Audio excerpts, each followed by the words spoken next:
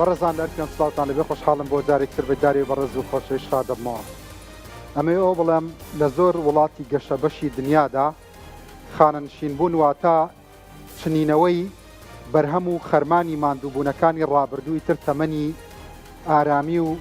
تەمەنی گەشت و گەڕان و ئیسراحەتە. بەڵام بۆ زۆر چین و توێژەکانی ئێمە بە تایبەتی لە هەرێمی کوردستان تەمەنی قوربەسەری و خەم و ژان و زەحمەتیەکی زۆرە. ئەم شەو وەکو هەمیشە پێم وتون ئەم بەرنامەیە بڵندگۆ و ستۆدیۆی هەموو چین و توێژەکانی کوردستانە. ئەم شەو ئێمە لە خزمەتی ئەو کەسانەداین کە لە بوارەکانی هێزەکانی ناوخۆ و ئاسایشدا کار دەکەن. بەشێکی زۆری زەحمەتیەکانی ژیانیان چەشت. لەوانەیە ئەگەر ڕێکەوتی ژیان نەبێت ئاوڕ بۆ ڕابردویان بدەنەوە ئەم سلکانە ئەوەندە قوربەسەری و ئەوەندە مەترسی و ئەوەندە زەحمەت و ئەوەندە شڵەژانی دەرونی و ئەوەندە ڕوبەڕووبوونەوەی مەرگی تێدا بووە ئەگەر لەوانەیە سەرپشکیان بکەن بگەڕێنەوە بۆ ڕابردوو کەسیان ئەو پیشەیە هەڵنەبژێرن. بەڵام لە هەموو حاڵەتێکە ئەوە بوو بە شوناس و بوو بە ناسنامەی ئەوان و هەڵیان بژارد و مەردانە ئەدای کارەکانی خۆیان کرد و ئێستاش ئەیکەن. ئەو کاتانی کە ئێمە لە شیرینی خەوداین ئەوان ڕەنگە بۆ کارە هەرە سەخت و قورسەکان لە دەرەوە بن، بۆ پاراستنی ئاسایشی وڵاتەکە، بۆ دەستگیرکردنی ئەو کەسانەی کە مەترسین لەسەر کۆمەڵگا ڕوبەڕووی گولەی هەڵاتوانە بنەوە. ئەچن بەسەر تاوانی قێزەونی ئەوتۆدا کە تووشی شڵەژانی دەرونی وایەنەکە خۆتان بینیوتانە لە فیلمەکانی هۆلیوودا ڕەنگە بینینی خوێن، ڕەنگە بینینی تاوانێکی قێزەون هەتا بێ بە مۆتەکەیەک و لەسەر دڵ و دەرونی ئەوان بمێنێتەوە. بەڵام ئایا یاسا و ڕێساکانی ئەم وڵاتە ئەوە لە بەرچاوەگرێت؟ لانی کەمی داواکاریەکانی ئەوان هاتۆتە سەر ئەوەی ئێستا خانەنشینیەکەیان هاوتای عێراق بکرێتەوە. کام عێراق؟ ئەو عێراقی کە من بۆ ئەم بەرنامەیە بەراوردی موچە و خانەنشینیەکانی خەڵکی عێراقم کرد بە وڵاتەکانی کەنداو بۆم دەرکەو ئەم عێراقە بەس لە دوو گۆڵیدا سەر بە کەنداوە. دەنا لە هەندێک وڵاتانی کەنداودا لانی کەمی موچەی خانەنشینی 52 وەرەقەیە، واتە 5200 دۆلار لەگەڵ التیزامی دەوڵەت بەرامبەر بە پێداویستیەکانی تری وەکو دابینکردنی شوێنی نیشتەجێبوون و زۆر پێداویستی تر، وەکو دروستکردنی یانەی تایبەت بۆ ئەوانەی کە تووشی وەکو وتم شڵەژانی دەرونی و زەحمەتگەلی ئەوتۆی دەرونیە بنەوە کە تا دنیا و لەگەڵ ژیانیانە پێوەی ئەناڵێنن. ئەم شەو ئێمە لە خزمەتیانیان گوێ لە کۆژان و سکاڵا و نیگەرانیەکانی ئەمان بگرین. لە زۆربەی وڵاتانی دنیادا موچە بەپێی دراسەکردنی پێداویستی و لانی کەمی پڕکردنەوەی پێداویستیەکانی ئەو چین و توێژانەدا نرێت کە ئەرک و مافیان هەیە لە دام و دەستگاکانی دەوڵەتدا. بەڵام 220,000 کە کەمترینی خانەنشینیە لە وڵاتی ئێمەدا بەشی چیە کات؟ من ئەزانم زەحمەتە نە 52 وەرەقەکەی خلیج نە 2 وەرەقەکەش. ئەم شەو کۆمەڵە میوانی ئازیز و بە ئەزمونم لێرن کە ئەوەی لە دەستیان هات لە ڕابردوودا بۆ ئەم وڵاتە کردیان و خزمەتی خۆیان تەواو کرد. بەڵام گوناح نییە دوای 38 ساڵ و 40 ساڵ خزمەتکردنی ئەم وڵاتە بە خانەنشینیەوە کە تەمەنی ئیسراحەتە ئێستا لەناو ئەم میوانانەما کە ئەیبینن تێیدا خانەنشینە. دوای 38 ساڵ خزمەتی بەردەوام بەبێ واستە پلەیان وەرنەگرتووە، ئەوان زەحمەتیەکانیان چەشتووە، هێشتا بچن حەماڵی و کاری زەحمەتی ئەوتۆ بکەن کە نە جەستەی ئەمان بەرگەیەگرێت نە شەهامەت و شکۆی ئیشەکەیان لەگەڵ ئەو جۆرە کارانەیە ئەگونجێ لەگەڵ ئەو پەڕی ڕێزم هەموو کارێک شکۆی تایبەتی خۆی هەیە. بەڵام ئینسان بۆیە لە وەزیفەدا ئەمێنێتەوە، ڕاناکە، فیرار ناکە، زەحمەتەکانیە چێژێ بۆی کە لە ئایندەدا ئیسراحەت بکات. هەڵبەتە لە هەرێمی کوردستانیش نیەتێکی باش هەیە لەلایەن وەزارەتی ناوخۆوە بە سوپاسەوە کە هەم جەنابی وەزیر هەم نووسنگەکەی لە بەرنامەکەمدا کاک دکتۆر سامی وەکو نوێنەری وەزارەت وەکو کەسێکیش کە ڕایۆشکاری یاسایی لە وەزارەت کەسێکیش کە پشکی شێری بەرەکەوێت لە ئامادەکردنی پرۆژە یاسایەکی نوێدا کە لانی کەمی زەحمەتەکانیەمان لەبەر چاو بگیرێ ئەم شەو لەگەڵمانەوە و گویان لێگرێ. میوانە بەڕێزەکانم پێک هاتوون لە کاک شاخەوان ڕۆڤەک سەرۆکی لیژنەی ناوخۆ ئاسایش لە پەرلەمانی کوردستان، کاک لیوا حەمەد سەعید ڕایۆشکاری پێشووی سەربازی لە وەزارەتی ناوخۆ، کاک باڵان بۆ محەممەد جێگری سەرۆکی لیژنەی ناوخۆ ئاسایش لە پەرلەمانی کوردستان، کاک عەمید سالار عەلی ئەندامی دادگای هێزەکانی ئاسایشی ناوخۆ لە هەولێری شەوەک و تم کاک دکتۆر سامی جەلال ڕایۆشکار لە وەزارەتی ناوخۆ، ڕایۆشکاری یاسایی کاک عاقید ئیدریس مامەند پیرباڵ بەڕێوەبەری کارگەڕی لە بەڕێوەبەرایەتی گشتی پۆلیسی هەرێمی کوردستان. بەخێر هاتن سەرچاوەکانم، سپاس بۆ ئامادەبوونی هەموو لایەکتان. سەرەتا منەمەوێت لەگەڵ هەندێک لەوانەی کە خانەنشین بوون ئەفەرمووی تەشریف بێنیتە ئێرە قوربان. کەی تریش ئێوە سەی لەگەڵا بکەم پێش ئەوەی کە من بچمە خزمەت کاک دکتۆر سامی و یا هەموو ئەوانەی ئەنجومەنی وەزیران کە گوێ لە بەرنامەکان ئەگرن کە گوێ لە سەرنج و بیرۆڕای خەڵکەگرن. دوای ناوی بەڕێزت؟ کەمال عومەر محەممەد سعید. دوای ئەو هەموو ساڵە خزمەتە ئەو خانەنشینەی کە وەریەگری لەم هەلومەرجی ژیانە قورسەی ئەمڕۆدا بەش دەکا؟ من تقریبا 37 ساڵ و دەمان خزمەتم کرد لە 84 ئەوانێ. ئێستا ئەو خانشینی وەرێگرم بەش هیچ شتێکم ناکات. ئێستا مەجبورم لە بازار حەماڵیەکەم. ئێستا حەماڵیەکەم؟ بەڵێ حەماڵیەکەم. ئاخر تەمەنی تۆ؟ تەمەنی من ئەوەیە حەماڵی بکەم. مەجبورم سم حەماڵی بکەم، بەشم ناکەم عاشق. هاو پیشە و هاوڕەکانی شت ئەیان بینی دیسان کاری زەحمەتەکەن ڕۆژانە لە بازار؟ بەڵێ هەمیانە بینم، وەکو منی زۆر کەسیانە بینم ئەیکن. ئەو 38 ساڵی کە خزمەتە کرد هەزاران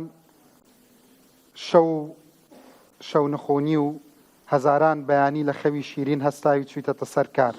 زەحمەتی و ڕەنج و عەزابێکی زۆرت دی، زۆر ڕوبەڕووی مەترسی بوویتەوە؟ من وەکو خۆم لە دووبارە ئیشم کردووە. تقریبا لە ئەسنای 30 ساڵەکەیە 15 ساڵە لە بەشی ئاگرکوژێنەوە بووم. ئاگرکوژێنەوە؟ بەڵێ. زۆر ڕوبەڕووی مەترسی بوویتەوە لە ژیانت؟ زۆر. یعنی لە بیدایەتەوە کە تاعین بووم نەهە مەسئول ئەجوبە بووم. خۆ دەزانی مەسئولی مەفرەزەش دایمە لە پێشەنگە. قەت خەریک بووە بسووتەی دوور بە ژیانت دابنەی؟ چەندی جاتیای بریندار بووم. بریندار؟ بەڵێ. لە دوای ئەوە 20 ساڵ 23 ساڵی بێ لە بەشی پوچەڵکردنەوەی بۆمباییشەکەم. پوچەڵکردنەوەی بۆمب؟ بەڵێ تاقەمەنی. و یاری لەگەڵ مەرێک؟ یاری لەگەڵ مەرگ لە پێناوی ژیانی خەڵک؟ من لە گرتنەوەی جەلەولای بەشداریم کردووە.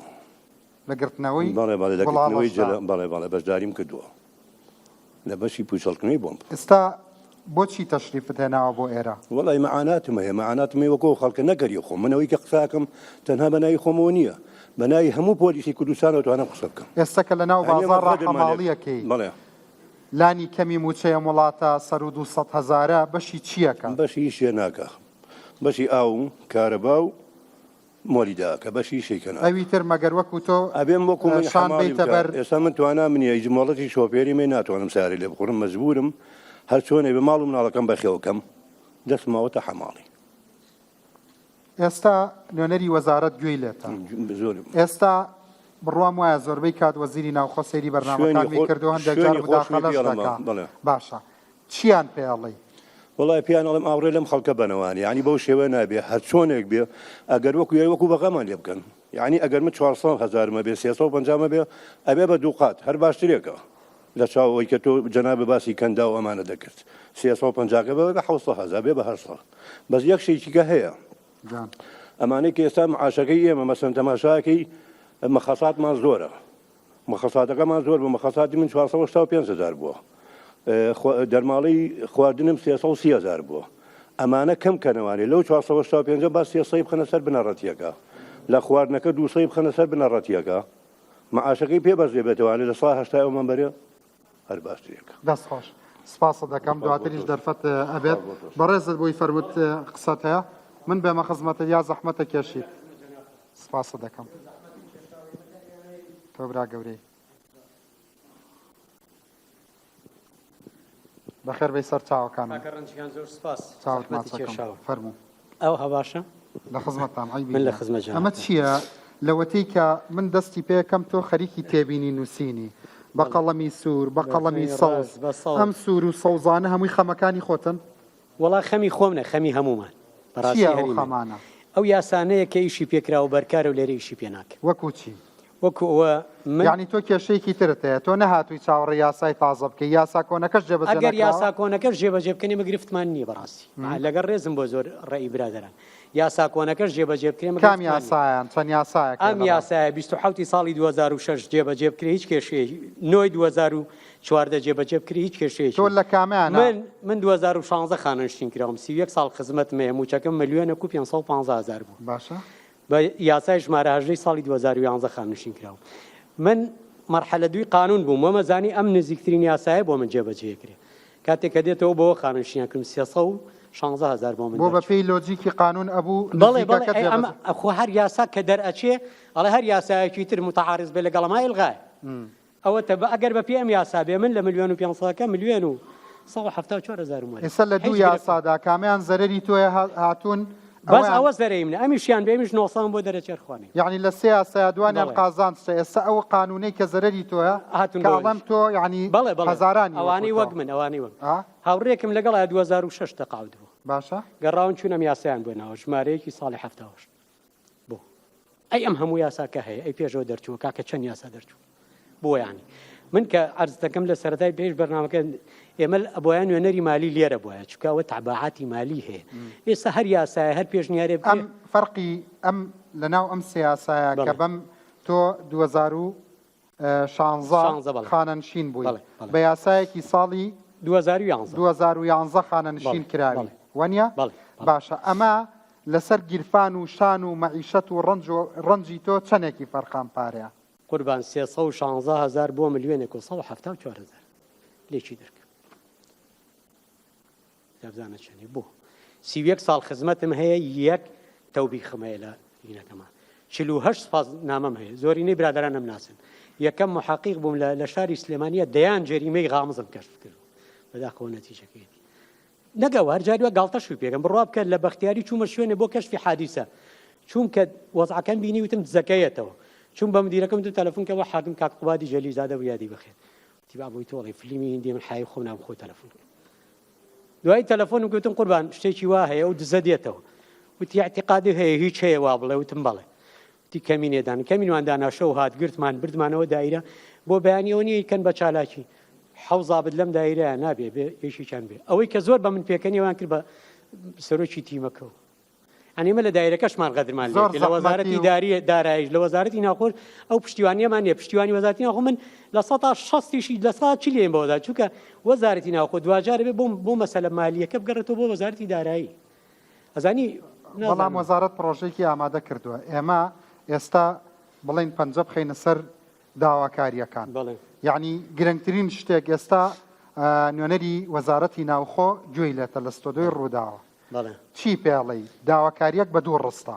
دکتۆر سامی سڵاو و ڕێزمانەیە هیوادارم سەرکەوتوی هەر قسە بۆ خۆی بکەوە بینە لە کامێرا لە خزمەتتان کاکە جان ئەو پرۆژە یاسای کە تەقدیم کراوە گەرە توانی لە خزمەت کاگرێ بەرازوو بۆمان پێشخی بڕاتە پەرلەمان هەمووی ئەڵێ لەگەڵتانین دەی بابزانین بەڵکو لەم میحنەتە نەجاتمان بێ بەڕاستی ئەگەر یاساکەی ئەوەی فیدراڵیش کەی لغابەتەوەیشی پێناکەن فەرمی یاسای بۆ خۆمان دەرکەن رازین بە شتێکی خۆماڵی با ئەوە بێ بەڵام پەلەمان بۆ بکە لە میحنەتان نابی بفەرموو زۆر سوور بووی لەسەرەوەی وەرت بگرم بفەرموو بزانم وتت قسەی جیاوازت هەیە دێمە خزمەتی ئێوەش بەڵامیەوە هەمووتان دانیشتون بۆ ئەوەی کە خەمەکانی ئەمان بخەنە ڕوو هەڵبەتە ئەوەی کە دەردەداری زانێ لەوانەیە زۆر جار حەکی مەستی پێ نەکاوەنیە فەرموو بەخێر بێ ببوورەوە قەرەباڵغ بۆی من ناتم بۆلات قوربان ئەوە نوێنەری وەزارەت گوێی لێتە دام و دەستگاکانی حکوومەت گویان لێتە وتت مایکەکە یەکەم کەس بە من قسەم هەیە بفەرموو ئەوە مایکەکە بەتۆیە من ڕایەگرم بەش ئێمە کە خانەنشینەوین من لە ژیانی وەزیفی خۆمە موچەی ئیسمیەکەم 353,000 باشە زایدن ئەو دەرماڵانی کە هەیە یەکی لەو دەرماڵانەی خێزانەکەمە یەکیان هی دوو مناڵەکەمە هەر 353 خۆم کە ئیسمەکەیە لە ساڵ 80 240 بەرەو ژوورەکە بەڵام ئەمان بە قەرارێک 220,000 وەرەگری ئیتر تو ئەو تێوێ نەتوێ 220 یعنی ئەگەر زەربەکەی کەیفی هەشتاکەی کەیتەوە لە 240 بەرەو ژوورە کەواتە تۆ بە لە ساڵ 80 تەقاوت نەبووی ئەم خێزان و مناڵی من لە دوای تەقاوتی من خۆ من لەم جا نەبوونەتەوە هی ئەوان بۆ بڕا هی خێزانی من یعنی دەم جا بۆتە بۆچی بڕا لانی کەم دەرماڵەکانیاندان بۆ بڕیوە لە بەچی یاسایە کراوە ڕاستی خانشینی عامە ئەو بیاوە بەڕێزەی پێش من زۆر قسەکانی جواب بوو لەم پەرلەمانانە لە خولەکانی پێشوشە پرۆژه یاسا ئەندام پەرلەمان پێشکەشیەکە دڵنیامەیکە حەجی شەکە بیکە بەڵام لایەنی دارایی هەیە ئەم لایەنی دارایە هیچ کادامادە نیە جێبەجێکاڵێ ئەوە مەسەلەن آخر بۆ نمونە ئێستا ئێوە لە سلکی وەزارەتی ناوخۆن وەنیە بەڵێ ئەوە ئیشی وەزارەتی ناوخۆیە کە بەرگریکار و پارێزەری مافەکانی ئێوە بێت وەنیە بەڵێ وەزارەتی ناوخۆ دڵنیام لە وەزیری ناوخۆ هەتا و خوارەوە ئەمە نەگوەکەوە بۆ ئەوان بڵێن بێت ئەمان لەوانەیە پێیان خۆش و یاسایە چاکرێ پێیان خۆش یاسا هەر پرۆژێکی ڕێکوپێکیان حاضر کردووە تۆزێکی تر کاک دکتۆر سامی باسیەکە بە شتێکی گرنگ ئەمە مەسەلەیەکی گرنگە کاک دکتۆر سامی دڵنیام لەوەی تۆ خۆت لەبەرەوەی کە لەناو بوارەکەی باشتر لە خەمەکانی ئەمان تێگەی وادارم تێبینیەکانیش بنووسی بە کورتی کەواتە تۆ ئەوەی کە بە پێی قانون ئەبێ وەری بگری لەوە کەمتر وەرەگری لەو ساهشتاش کەمترە من ئێستا کە ئێستا ئەمانە هەومان پێمانەوترێت لە هێزەکانی ناوخۆ سەربازی موچە وەرەگرم لەسەر خانەنشینی مەدەنی کاتێکگەر لیستی موچە ڕاگەێنرێ وەزارەتی ناوخۆ لەسەر خانەنشینی مەدەنی موچە وەرەگرێ یعنی لەگە سەربازیەکەشانی هەتا لە سلکایت سەربازیت کە ڕۆژی دەودەوە بە یاسای 27 وازام 2006 چی لە بەرچاو گیراوە بۆ نمونە ئەو موچانە بەشی بژێوی ژیانەکات یەک بەرمیل لەوت بکڕە بە 255,000 ئەی معاشەکە چەندە 220,000 ئێستا فیلم کردو بە دۆلار 139 دلار من لەم حکومەت دێرەمە وەرەگرم مانگێ چەند ساڵ خزمەت 21 ساڵ 21 ساڵ خزمەت یعنی موچەی خانەنشینەکەت بۆ بەرمیلێک نەوت 20,000 کەمە 30,000 کەمە 35,000 کەم بووە مناڵێکم لە جامیعێ بۆ دابینیگە مناڵێک ترم هەیە هەر ئێستاشێنم بۆ پاسەکەی خۆی لەوانێتەوە هەر هیچ دانی 6,000 بوێ ئەم ئەوانەی کە لە دەسەڵاتان ئەوانەی کە لەگەڵ تۆ دەوامیانە کرد و خانەنشینن ئێستا ڕۆژانەیان بینی چیەکەن چ کارێکی ترەکەن بۆ بژێوی ماڵ و مناڵیان زۆر پەشیمانیانێ بگەڕن و نافتوان بگەڕنەوە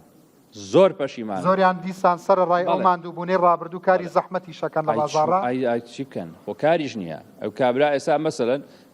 شادەیەکی هەیە خەریجی تاواگر جامیعی تاواگر بکالۆرۆسیە دامەزران نییە ئێستا لەوانەیە من کە خانشین بوومە بکالۆرۆسی خاتە شوێنەکەی من دەستخۆش سپاس بەخێر بێ سەر چاوم کەسێکی تر ئێوەیە فەرمایش شتێکیە پێشەوەی بچمە لای ئەوان یاخوا بەخێر من دەوری 45 دانە ساڵ خزمەتمە بووە بەڕێز کاگلیوە حەمەساعی مدیرم بووە چەندەها مدیرم گەڕێت دەوری 14 مدیرم هەر بەڕێوەبەر گۆڕیوە اینجا خزمەتی منیش من لە ژێر سیارەیە بووم بەڕاتوم لە پشکنینی مرور بووم فەخسی سیارەمە کردو سەرما گەرما لە سەواڵە لە بەفرە لە ڕەشەبایە یعنی ئێستا کارمەند دەبینی لەسەر ئەو جادەیە لەبەرەو ڕەشەبایە هەمووی لە ماڵەوە دانیشتووە خەڵک ئەو لەبەرەو ڕەشەبایە لەبەرەو سادوگەر کە کەس داتوانێت بێتە دەرەوە خۆشیین کات یعنی تەماشاکەی ئێستا بەشی چییە کا خانەنشینیەکە دوای هەموو ساڵە بڕواب کە مانگی موچەی مانگی 12 وەرگرتووە 235,000 ماوە بەنەوت بەرمیلێک خۆشم موچەکەم 439,000 پاش 5 ساڵ خزمەت ما باقی بۆ مەصرەفی مناڵ هەر بۆ کارەبا ئەڕەڵ مۆلیدا کوڕە نازانم چی ئیترەوە چۆن بۆ مەبلەغی کە ئامێنێتەوە من کە وەختی خانشین بوو ملیۆنێک و 516,000 موچەکەم بووە تەماشاکەم 967,000 بەس دەرماڵە بووە جا پێشەوەش کە من تقریبان دەوری 15-16 ساڵ بە ڕێپێدراوی دەرەجەیەک مابوومەوە پلەیەک سەربازی ئەگەر تۆ هەموو ساڵێک ئەو مەسافەیە کە من دەرەجەیەک بووم ئەگەر سەرموچە بە من دانایە هەموو ساڵێ 10,000ەکە لەو 150,000 کەم موچا چوە سەر موچەی بنەڕەتێکم ئەم تۆ خانشینەکە تقریبان دەوری 120,000 چووە سەر هەر ئەگەر وەکو بەغدای لێ بکەن باشترە وەڵڵا باشترە وەکو بەغا وەکو بەغاش باشترە ئیتر ئەگەر وەکو بەغا ئێستا جەماعەتێکی کەش دەرچێتەوە ئەگەر هەر دەستیشی لێنێ کاکە وەرە تۆ دەرماڵی خێزانم بۆ بڕیت دەرماڵی شادە بۆ بڕیت قەیناکە دەرماڵی ترسناچی و بڕیوە دەرماڵی وەکوواردنەوەی کاکە خۆ من لە ژنەکەم جیان نەبوومە مناڵەکان دەرنەکردیان نەبووتەوە وەڕڵە تۆ 7,000 موچەی ماڵەوە خێزانە بڕیت و 82,500 موچەی شادا بڕیت و ئەخوانە لەگەڵ خۆمایە خۆمت ئەگەر داوام نەکردو قەیناکەوانە و بڕیوە بەس کە هەر دەستکاری موچەش ناکەن بە ئەوانی کە دوو ڕۆژەکە ئیسفادی لێ بکات لەو دەرماڵە شتەی کە هی خێزانەی شادەیە دەستە خۆش بە کەسێکی تر قسەی هەیە پێش بفەرموو کاکەوێ ڕێسپاس و پێزانین بۆ جەنابەکە هەموو چینەکان بەسەرەکەیتەوە دیارە ئێمە وەکو خانشینانی هێزەکانی ناوخۆ گلەیمان زۆرە گلەی و گازندە دیارە حکومت کە پێڵەن حکومت ئەوەی کە ڕایەگرێ و حکومت دەمێنێتەوە هێزەکانی ناوخۆیە با هەموو چین و توێژەکانەوە هیلاکترین چینیشن یعنی تۆ حساب کە ئەمە بەرگری فریاکەوتنا هات و چۆیە پۆلیسە ئاسایشێکی ئەمانە هەمووی پارێزەری حکومەتن دەسەڵاتی حکومەتن چاوی حکومەتن بەڵام بە پێچەوانەوە حکومت ئیهمالترین چین کە ئێمالی کردووە خانشینە خانشین بە چ شێوازێ بۆ نمونە هەرچی خانشین هەیە لە دنیا لە وڵاتانی ئەوروپا و غیری ئەوروپا حساب کە شوێنی تایبەتیان هەیە مارکێتی تایبەت خەستەخانەی تایبەت ژیانی تایبەت جگە لە موچە لەم وڵاتی ئێمە ئەوەی تایبەت بێ خانشینە خەنە دوای دواوە بۆ موچە خانشین جگە لە هەموو ئەم هیلاک و ماندووبوونە هەموو خانشینە دوای خانشین بوون کۆمەڵی نەخۆشی درێژخایانی هەیە کە ئەو موچەی ئەیداتێ بەشی نەخۆشی درێژخایەنەکەی ناکە بۆ نمونە کابرا شەکرێتی زەختێتی بڕۆ عیلاجی شەکرە بکڕە هیچ مانگە بە 150,000 دەرناچی ڕاستە هەتاوەکو بریندارە بن لە نەخۆشخانە مەسرفتانە کێشن بەڵام کە لە خەستەخانە دەرچوونی تر کەس ناسێنەوەڵە هەر بۆ کوی چ نەکردووە هەستی ئەمە بۆ نمونە 24 ساڵ خزمەتم چ مەترسیەکی گەورەت بینی لە ژیانی وەزیفیدا کە قەت بیرت ناچێتەوە من تقریبا 10 ساڵ 12 ساڵ هەر لەسەر جادە بووم بە سەرما و بە گەرما جگەر لەوە خۆ دەزانی لەم وڵاتی ئێمە یاساوەکو خۆی نەبووە چەندین سەرپێچی گەورە و خەڵکی لادەر و ئەوە بووە کە هەموو ڕۆژە ژیانە مەحاسەبە یەکێکە کردوێ بۆی هەیە تەقەی لێ بکە خۆ هەمومان بینیمان چەندین پۆلیسی هاتوشەمان بریندار بوو شەید بوو هەر بە سیارە و بە تەقە و بەچی بەوە بەڵام حکومت هیچ حسابێ بۆ شتانە ناکە باشتر وایە حکومت بەڕاستی ئاور لەم لەم یاسایە کە ئێستا نوێنەری وەزارەت گوێی لێتە لەم یاسایە چ شتێک زۆر گرنگە لە بەرچاو بگیرێت ئەگەر دەربچێ لەم پڕۆژەی وەڵی وەکو کاک تەحسین و ئەو برادرە وتی باشترین شتەوەیە موچەی خێزان و مناڵ و بعضێ دەرماڵە هەیە نەیبڕن بەڕاستی ینی ژیان زۆر قورسە لەم وڵاتە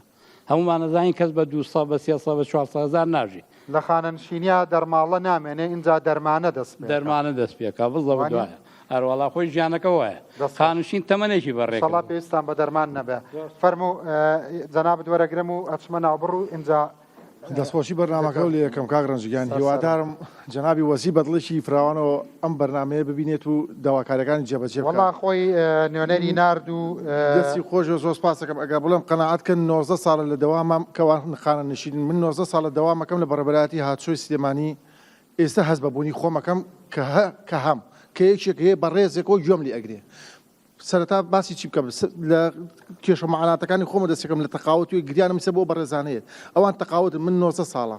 من 19 ساڵە موچەکەم ئەگەر ملیۆنێکیش بێ ئیسا خۆش نەتوانم خۆش بژیم چی لە ئاین دەمکەم بە 250,000 ئێمە ڕۆژانە کاگرنج حوت کاژمێر لە گۆڕپانێکا 6 کاژمێرنی حوت کاژمێر لە گۆڕپانێکا وەسین تا حەداکەم بەڕێز بەڕێبەری تەندروستی بێ هەموو کارمەندەکان پشکنینی بۆ بکە یان ڕۆماتیزمێتی یان زیلاقێتی یان شەقیقەتی هیچ کارمەندێکمان لە خانەنشینی ترە بێ بەڕێی دکتۆرەوەشینێ بۆی باشترین تێبگەرمەلەش پندێکەیە لە ئێشتر کە گەنج و لاوی خاوەنی دەست و چاوی ژین بەهارێکیە لە دەستی دەی فۆتاوی منی سەگە گەنجێکە مەتوانم بە دەستی خۆم بخۆم بە قاچی خۆم بڕۆم سبێنەکە تەقاوت بم چیم لێ بکرێ من بە 250,000 تەقاوەتی چۆن ماڵوم ناڵ بژێنم ئێمە کێشە مەعاناتمان زۆر داوا لە بەڕێز وەزیری ناوخۆ ئەەکەم خۆی وەکو کارمەندانی هاتچۆ سحوفیە گێتە ئەم شارەوە شارێکە ئاوەدانە کارمەندی هاتچۆ هێزەکانی پۆلیسی فریاکەوتن 24 سەعات لە شەقامەکانە بگرە کارمەندی هاتچۆ ئەو دوانە سەروەری وڵاتە پارێزن ئێمە وەڵای گۆشت و خوێنین ئێمە ڕۆڵی ئەم وڵاتین ئێمە وەکو براو باوک سیرکەن ئێمە کە پێتان ئەڵێن حکومەت باوکی ئێمن ئێدە سەیری ڕۆڵەکانتان کەن کارێک بکەن ئێمە خۆش بژین من لە جلی بەرگا خۆم بیکڕم بەڕێز بەڕێبەری سلێمانی هاتووشی سلێمانی زانم چەند ڕۆژێکە خۆمەکو لە بەڕێبەری هاتووی سلێمانی سەر ئەگەر بەڕێزیان گوێ لێ بێ خۆم بەنیدا بە جیاس هاوکارەکانم شایەتە خۆنەرەیەکماناتە لە دوڵەر بەرنامەکە عمەریش گوێتان لێگرێت جلێکماناتێ بێ بچین چاکی کێنان بیفرۆشینەوە هەچی شتێکمانەتی بە قیاسی خۆمان نییە 2 ساڵ جارێک هاوین زستان مەیاتێ زستانی هاوین مەیاتێ لە کاتێکا من نە بەهارم هەیە نە زستانم هەیە نە خۆشیم هەیە خەڵک بە سەرما بە گەرما لەژێ بەتانیا ئێمە لەسەر شقامەکانی یعنی بە هاوین جلی زستان بە هاوین جلی زستان ماتی بە زستان جلی هاوی نەماتی ئێشتا وەرنەگرتو ئێشتا قامسەڵەیەکم وەرگرتووە جارێک ئەمە بەدڵ نییە بڵم کوڕزانەوەیان حاڵاسابێ ئەرکی حکوومەتەکە کە من چۆن خزمەتێکم وڵاتی بۆ پارێزم کارەکەم بۆ جێبەجێکە من داوا هیچم لێ نەکردووە من ڕۆڵێ وڵاتم ئەم وڵاتە ئەپارێزم ئێمە ڕۆژانە لەگەڵ چەنەها شۆفێرە ڕوبەڕۆ بینەوە کاکڕەن ئێمە ڕۆینە دەرە بەخوا خواحافظ بوونیەکەین چەنەها کارمەندمانێ ڕوبەڕووی چایەق بۆتەوە بە شێلانە بەلێدانە بیەهانەیە بە سوگاتیکردنە لەولا فڵان کەس تەلەفۆنێکەکە سپاس ئەگەر هیوادارم بەڕێز وەزیری ناوخۆ بە دوواداچوونێکی جدی بۆ ئەم کێشەیەمان بکات چووکە یاکم ئێستا بۆ چەند ساڵێکی ئایندە منیش تەقاوتە بم چی لە 250,000 کەم باوێکی بم لە ڕۆڵەکانی بەغا هیچ نەبێ باوێکی بم لە کارمەندانی ئیمارات و قەتەر کە خۆتەڵێ تەقاوتەکان ئەوەیە زۆر سپاس دەکەم هیوادارم ئەم بەرنامەگاتە جێی خۆی ئیشێکمان بۆ کرێ وڵایی ئەوەی کە پەیوەندی بە پەرلەمانەوە حەقا مامەسا شاخەوان حەقا هیڤیدار ئەحمەد کاک باڵام بۆ یعنی هەموو ئەندام پەرلەمانەکان بەڵام بۆی ئەو سیانەمە چونکە پەرلەمان و نوێنەری خۆمانە هیوادارم ڕوبەڕوو پێڵم ئیشمان بۆ بکە بەس قسەکردن نەبە جێوەجێکردن بێئیشەڵڵا دەست خۆش سپاس دەکەم بینەرانی هێژا پاش ناوبڕێک ئەگەڕێمەوە کەمێکی تر گوێ لە میوانەکانی سەر مێزەکە ئەگرم ئینجا بزانم وەڵامی وەزارەتی ناوخۆ چییە بێ بۆیان چونکە ئەگەر بچیتە ناو وردەکاریەوە بەڕێزان لە وەزارەتی ناوخۆ بە تایبەت کاک دکتۆر سامی کە دەنابێت لە سپۆدەی ڕوودا و تەشریف لە ناو دانیشتوی بەڕاستی ئەوە جلوبەرگیشی هاتە سەر ئەگەر بچیتە ناو ئەم وردەکاریانەوە و بێجگەلەوەش من جارێک خۆشم تەلەفۆنم بۆ کردی بەڕاستی معقول نییە لە سەرماوەسۆڵەی زستانە هەروە بینی لە بازگەکانە کۆتەرەدارێک کە سووتێنن فەقیرانە چاویان سوور بۆتەوە لە تاوازاری چاویان هەر نەپەرەکەش نبینن نەندێکجار کە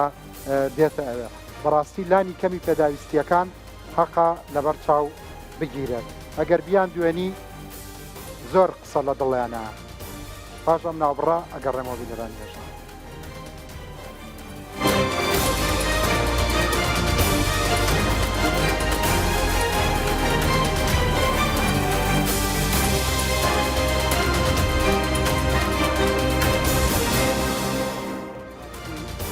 تێبینێتی جوانیان پێوتم هەڵبەتە کەم و کورتیەکە لە من و ئامادەکارەکەمەوەیە لەبەرەوەی کە لێرەش یەکێک بیانیەک سەیری ئەم پرۆگرامە بکوازانێ لە ناو هێزەکانی ناوخۆ ئاسایش بەس بە تەنیا پیاو هەیە بەڵام لێرە ئەم بەڕێزە ئێوە قسە لەسەر ئەوانیش بکە من داوای لێبوردنەکەم فەرموو پێشێکی دەستان خۆش بێت بەڕاستی ئەمە بەرنمێکی چاکە خۆزیە چەندین ساڵ پێشتر جەنابتان ئەمەرکەتان پێشایە سپاسی ئەم زاتە بەڕێزانەکەین کە حوزوریانە سپاسی بەڕێز کاک دکتۆر سامیەکەین کەوا بوو بە هاوغەممان کاکە ڕەنژیان ئێمە با پیشتێک بیرمان نەچێتەوە وشەی پۆلیس زۆر پیرۆزە لای من چونکە پۆلیس و پێشمەرگە بەیەکەوە دەست پێکە من سەرەتای وەزیفیم بە پێشمەرگاتی دەست پێ کرد و لە پاشە قۆناغەکانی کەم بڕ اینجا دوای هاتمە پۆلیس لە پێشمەرگاتی و پۆلیسیە هەمووی توێژێکی زۆر مهمانەیە ئەویش ژنانە بەڕاستی خانمان ئەرکیان هەبووە چ لە شاخ و چ لە شاریش دایمە سیرەکە ئیشەکانی ئەوانیش بەلانی منەوە کە سەرنجم داوە ئیشەکانیان زۆر ورتر بووە زۆر بەتاقەتتر بووە زۆر تەحملیان باش بووە لە هەمان کاتە دوو ئەرکیانە سەرشانە ئەرکێکی وەزیفی دائیری ئەرکێکی خێزانیش سیرەکە ئەو خانمە بەڕزانە بەداخەوەی ساکە لێرەیە وجودیان نیە دەبواە خانمان هەر بەرنمەکە سەرەتا بۆوان دەستی پێ بکردایە بەو هیوای کە جەنابتان زیاتر ڕەچاو بکەن گرنگترین شتێک مادەم جەنابێت بۆ نمونە هەردوو ئەو پیشەی پیرۆزی پێشمەرگاتی و پۆلیسی شت بینیوە گرنگترین شتێک کە لە یاسای نوێدا کە ئێستا منوان بیستووە کاک دکتۆر سامی و هەواڵانی خەریکین گرنگترین شتێک لە بەرچاوی بگرن بۆ خانمان چییە؟ وڵای گرنگترین ئەوەیە ئەوەی کەوا بابڕین توێژی نێرینە زۆر داماوە بووە تەنانەوەکە ئەو زاتە بەڕێزانش کە باسییان کرد لە دوای خانشین لە تەمەنێکی وە پاش ئەو هەموو خەبات و تێکۆشانە چکەم بە خەبات ێزانم زیاتر بە وەزیفەی نازانم چکە مارکێکی نیشتیمانی نەتەوەیەتیە دەبواە ئەم میساکە لە شوێنێک بە ئیسراحەت بواە نەوەکو بە دوای کارکردنا بگەڕێت و ئەتوانم یەک شتان پێ بڵم کاک ڕەنجیان هەر ئەو برا بەڕێزە نییە زۆر هەیە وەکو خۆشی ئاماژەی پێوە وتی من وەکو خۆم ناکەم وەکو هەمووی و بگرە لەوانەیە ئەفسەری لە باڵاشە بێت لەوانەیە بە دوای شۆفێریا بگەڕێت بە دوای ئیشێکا بگرێت لە نووسنگەیەکە بە دوای شوێنێکا بگەڕێت تەنانەت تاکو حرەسیاتی شە و ئەم کۆمپانیانەی کە هەیە ینی ئەفسەرێک کە لە کاتێکا کە بڕیاری دەرکردووە کە کۆمەڵێک ئیجرعاتی گەورەی کردووە ئێستاکە بێ بچێتە شوێنێک لە نووسنگەیەک لە شتێک بەڕاستی یعنی شەرم نمونانە هەمووی هەیە هەمووی هەیە بە من لێرە نەئەمەوێت نە باسی کەم نە دەرگاکەش بکەمەوە چکۆ شتم زۆر پێەیە و زۆر داغ لە دڵیشین نەگەر من بەڵام من نوێنەرایەتی هاوڕیان مەکەم لەم سلکەیە چۆنی من لە پێشمەرگاتیە غەدرمان لێکرا ئەوە لە پۆلیسی حکوومەتاشە دووجار غەدرمان لێکرێت سەر هەموو غەدرەکانیش خەباتی پێشمەرگاتی کە بمە ئەژمارەکرێ پارەمان لێسەنگ لە کاتێکە کە پێشمەرگاتیمان کردبوو خەڵک بە خێری خۆی نان و ماستیەدا یعنی چی بۆ پێشمەرگاتی هەژمار بکرێ پارە و لێسەن ئەڵێ وەختی خۆی ئێستحقاقی تەقاوتی لێ نەبڕاوە بۆ نمونە من 16 ساڵ پێشمەرگاتیمە بۆ پارەت داوە حەقیەوەی پێشمەرگە بووی ئێستاکە لە موچەی خانە نیشتنیەکەم ئەیبڕن بەڵام سوپاسیانەکەم خاتریان هەر ساڵ لە پێشمەرگە بوو بی چەندتان لێسەنراوە لە وەڵڵاهی من ئەویان نازانم بەڕاستی ئەوە بێتاقەت بووم پێی هەتاکو 7 ساڵم خورا نەمخستەوە سەری چکە کە بۆم حسابم کرد بۆیە دە 12 ملیۆنم باە جاوتمەوەی کەوەریەگرم لەو پاداشەیە نەوەڵا با هەرە 11 ساڵە بێتەوە حوتەکەی تری هەدێ بێ خێری مەولوی پێغەمبەر بێ بۆ خەباتینێتەوە کەمان جاتۆ لەو هەموو ساڵی پێشمەرگاتیا خۆ کێ پارەی ئایتێ تا پارە بێ وڵی تر ڕێی سەقاقی تەقاودی نەبراوە ئیساکە هاوڕێکانمان کە ئیسا خانشینن بەداخەوە من نامێ هەندێک تەعشیر و خشەی ناشریم بکەم خەڵقانێکە بوون لە بواری چکەیە بوون بە کۆمەڵشتی تر ئێستا وڵێ وڵای وەخت خۆی استحقاقی تەقاتی لێ بڕاوە بۆ چونکە لە فەوج و شوێنەکان هەبوون ئەوانە کە محەڵشیان وەرگرتووە ئێستاکە و پاوشێوەی منە و معزز مکەڕەمیشە و هیوای سەرکەوتنتان بۆ خۆز سەر چاوم سەر سەرم لە هەموو حاڵەتێکە کاک دکتۆر سامی ئەمە مشتێکە لە خەرمانەکە ئەوەی کە من بیستومە ئێستا لە هەوڵی ئەوەدان یاسایەکی چڕوپڕتر پرۆژە یاسایەک دابڕێژن لەمە بەدوا ئەمە ببێ بە نەخشەڕی ژیانی خانەنشینی ئەمان وێ ڕای بە خێراتنم بەس بە تەنیا ئەمەوێ یەک وتەی کورتە لێوەربگرم و زیاتر لێرە گوێ لە معاناتی تریش بگری بفەرموو شەوتان باش زۆر زۆر سپاس کاک ڕەنج بۆم بەرنامە گرنگە بابەتێکی زۆر زۆر گرنگ و هەستیارە ڕێز و سڵاو بۆ هەموو ئامادەبووان بە تایبەتی کاک شاخەوان و کاک باڵەمبوو و کاک عەمید سالار و برای بەڕێز و گەورەم کاک لیوا حەمەسعی کە بە شانەزیەوە ماوەکی زۆر کارمان کردو بەیەکەوە بابەتی خانەنشینی هێزەکانی ئاسایی شناوە خۆ بابەتێکی زۆر زۆر گرنگە حەزەکەم ئاماژە بۆ بکەم هەر لە بیدایەتی دەست بەکاربوونی بەڕێز ڕێبەر ئەحمەد وەزیری ناوخۆ کاری لەسەرم بابەتە کردووە کە بژێوی ژیانی هێزەکانی ناوخۆ بەگشتی و بە تایبەتی خانەنشینی هێزەکانی ناوخۆ چارەسەر بکات بەریگریکاری سەرسەختی خانەنشینان بۆ هێزەکانی ناوخۆ بووە و زۆر پێشنیار هاتنە پێشەوە چی بکرێت بۆ چاکردنی ڕەوشی خانەنشیانی هێزەکانی ئاسایشی ناوخۆ کۆمەڵە پێشنیار پێشکەشکرانەی چێ لە پێشنیارەکان یاسای ژمارە 2014 ئینفاز بکرێەوەی عێراق بەڵام کۆبوونەوەیەک لە ئەنجومەنی وەزیران ئەنجامدرا بە ئامادەبوونی بەڕێز وەزیری ناوخۆ و بەندە ئامادە بوو بەڕێز دکتۆر ئامانج بەڕێز شێخ ئاوات وەزیری دارایی بەڕێز کاک ئومێد سەباح و دکتۆرە ڤاڵا باسی بابەتی خانەنشینی هێزەکانی ئاسایشی ناوخۆ من باسی ساڵ و نیوە لەمەوە پێشەکەم کاتە بەڕێوەبەری گشتی دیوان بوو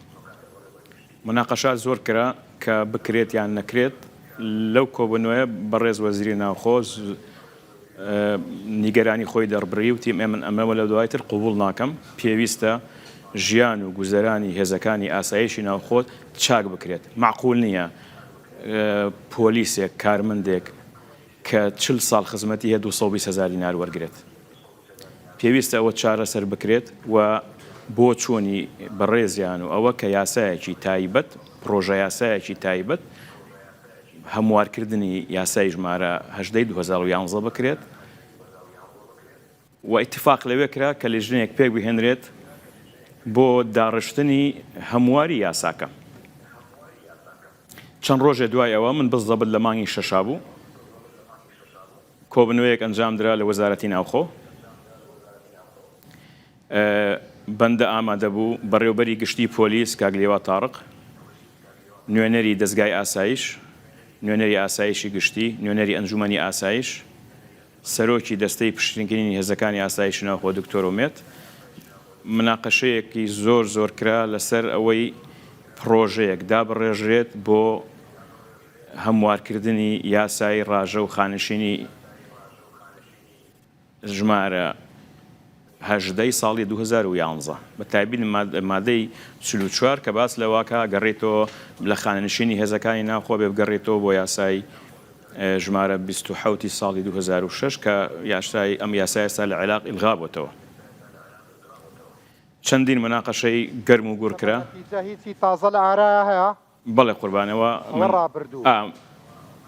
پرۆژە هەر ئەو ڕۆژە ئێمە دانیشتین پرۆژە یاسایەکمان یان هەموارکردنی یاساکەمان ئامادە کرد. من ئێستا لە بەردەستمە ئەگەر ڕێگام پێ بدەیت ملەخەسەکە دەدەمێ بۆی ئەو بەڕێزانە ئاگادار بن. ئێمە ئەمە طبعاً نووسراوەکەیە بە ژمارە 1990 لە 24/6/2021 کە ئاڕاستەی سەرۆکایەتی ئەنجومەنی وەزیران وەزیری هەرێم بۆ کاروباری پەرلەمان کراوە بە عنوانی پرۆژە یاسا.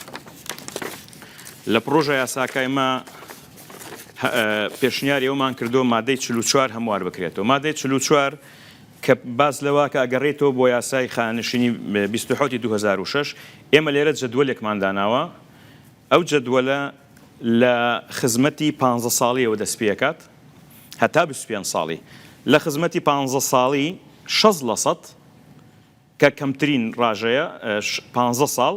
بە مەرجێکیش عمری لە 45 ساڵ کەمتر نەبێت ئەوەی تەقاعود دەبێت. 60% لە چی؟ لە موچەی بنەڕەتی، لە دەرماڵەی مەترسی، لە دەرماڵەی بڕوانامە. واتە موچەی بنەڕەتی زائیدن دەرماڵەی مەترسی هەیە 500 هەیە کەمترە وزائیدن دەرماڵەی بڕوانامە ئیتر ابتدائیە و ئیعدادیە و متەوەسطەیە و بەکەلۆریۆسە و ماستەر و دکتۆرە 60% بۆ حساب بکرێت و ساڵ بە ساڵ 16 ساڵ ئەبێ بە 62 17 ساڵ 64 و هەتا 25 ساڵی لە 180 بۆی ئەژمار دەکرێت. ئەم سایە هەشتایە لە کۆی چی؟ موچەی بنەڕەتی، دەرماڵەی مەترسی و دەرماڵەی بڕوانامە. حسابمان کرد لە 400,000 تێپەڕێ بۆ کەمترین خانەنشین کەواتە لە یاساکەی عێراقیش باشترە بێت و ئەوانی لە پلەی لیوا و فەریقدان بە 80% لە دەرماڵەی بنەڕەتی و مەترسی و 10% لە دەرماڵەی بڕوانامە. لە یاساکە باشترە بێت لەوەی بەغا باشترە بێت. باشترە بێت حسابمان کردووە. باشتر دەبێت؟ باشترە بێت لە 400 کەمترین 500 ئەمە تەجاوزی 500 شەکاتێپەڕێت. بەڵێ لە 400 کەمتر نابێت لە هەر حاڵە دەگەگە خزمەتی 15 ساڵیش بێت. ئەوانی ئەوانی وەزیر دیفاع لەمە ئەکا ئەچێتە بواری جێبەجێکردن. نووسراوی کردووە دکتۆر کاک ڕەنج نووسراوی کردووە. من ئێستا پێتەڵم کێشەی ئەم یاسایەت چێ با من باسی تەفاسیلی یاساکە بکەم دوای باسی تەبیعاتە مالیەکە و کێشەکە بۆکەم بە تەواوەتی. لە بەشێکی تری لە یاساکە یان لە بڵێن لە پرۆژە یاساکە ئەوانەی کە لە پلەی عەمیدن کە پێش 2 ساڵ خانەنشین بێت داوا بکە خۆی خانەنشین بکە بە ئیرادەی خۆی پلەی بەرز دەکرێتەوە بۆ لیوا و بەو پێی ئەو جەدوەلە ئەکرێت. ئەوەی پلەی و عەقیدە 2 ساڵی مابێت ئەکرێ بە عەمید. ئێمە لێوە هانە دەین ئەو ئەفسەرە و کارمەندانەی کە گەوشتنەتە عمر و ئەنوێ خۆیان تەقاعودکەن پێش بگەنە ڕاژەی فعلی تەقاعودی خۆیان تەقاعودکەن موچەیەکی باش وەرەگرن و گەنجی تر بچێتە جێگایان. من تەسەوڕەکەم ئێستا ئەگەر ئەم یاسایە بچێتە بواری جێبەجێکردنەوە لە 150 بۆ 70 ئەو بەڕێزانە عەمید و عەقید و ئەمانە خۆیان تەقاعود دەکەن لەبەر ئەوەی پلەیەکی بەرزتریان پێدرێت. چەند هەلیکاری نوێ دەڕەخسێنێ بە پێی دراسەکەتان؟ هەلیکا دەڕەخسێت تۆ حساب کە مەسەلەن ساڵی 200 کەسیش تەقاعود بێت 200 کەس دەچێتە جێگای ئیتر بە پێی ئەوەیە. بابەتێکی تر لە مادەی 66 کە لێرە بڕگە 2 ئەلیف کە ئەوەی لە هێزی ناوخۆیە دەرماڵەی بڵین منداڵ و خێزانی پێ نادەن. تعلیماتێک دەرچوو وەختی خۆی لە وەزارەتی مالیە لەوێش تەحدیدمان کردووە هەر کام لە ئەو کارماندانەیە کە لە هێزی ناوخۆن مافی هەیە دەرماڵی منداڵ و دەرماڵی خێزان وەربگرێت کە پێش ئێستا مافی نەبوو ئەگەر خێزانێکی هەبێ موەزەف بێت. ئێمە ئەمە چاکسازیەکی وەقتیە لە مافی خانەنشینانی هێزەکانی ئاسایشی ناوخۆ و هەر لەو کۆنووسەش داوامان کردووە لە سەرۆکایەتی ئەنجومەنی وەزیران کار بکرێت بۆ داڕشتنی یاسایەکی گشتگیر بۆ خزمەت و خانەنشینی هێزەکانی ئاسایشی ناوخۆ کە جێگای ئەو یاسایی کە ئێستا هەیە و ساڵی 2011 ژمارە 18 ساڵی 2011 با من ئێستا بێن باسی بەشی دووەم کەم ئەگەر ڕێگام پێ بدەیت بۆی پێت بڵێم کێشەکە چێ ئەمە پرۆژە یاساکە لە 24/6/2021 ڕەوانەی ئەنجومەنی وەزیران کراوە دیارە چەندین کۆبوونەوە لەسەر ئەوە کراوە ئایا تەبیعاتی مالی چییە چەند پێویستە زیاد بکرێت چەند پێویستە پارە بخینە سەری بۆی بتوانین ئەم پرۆژە یاسایە تێپەڕەندرێت بۆ پەرلەمان و دەنگی لەسەر بدرێت دیارە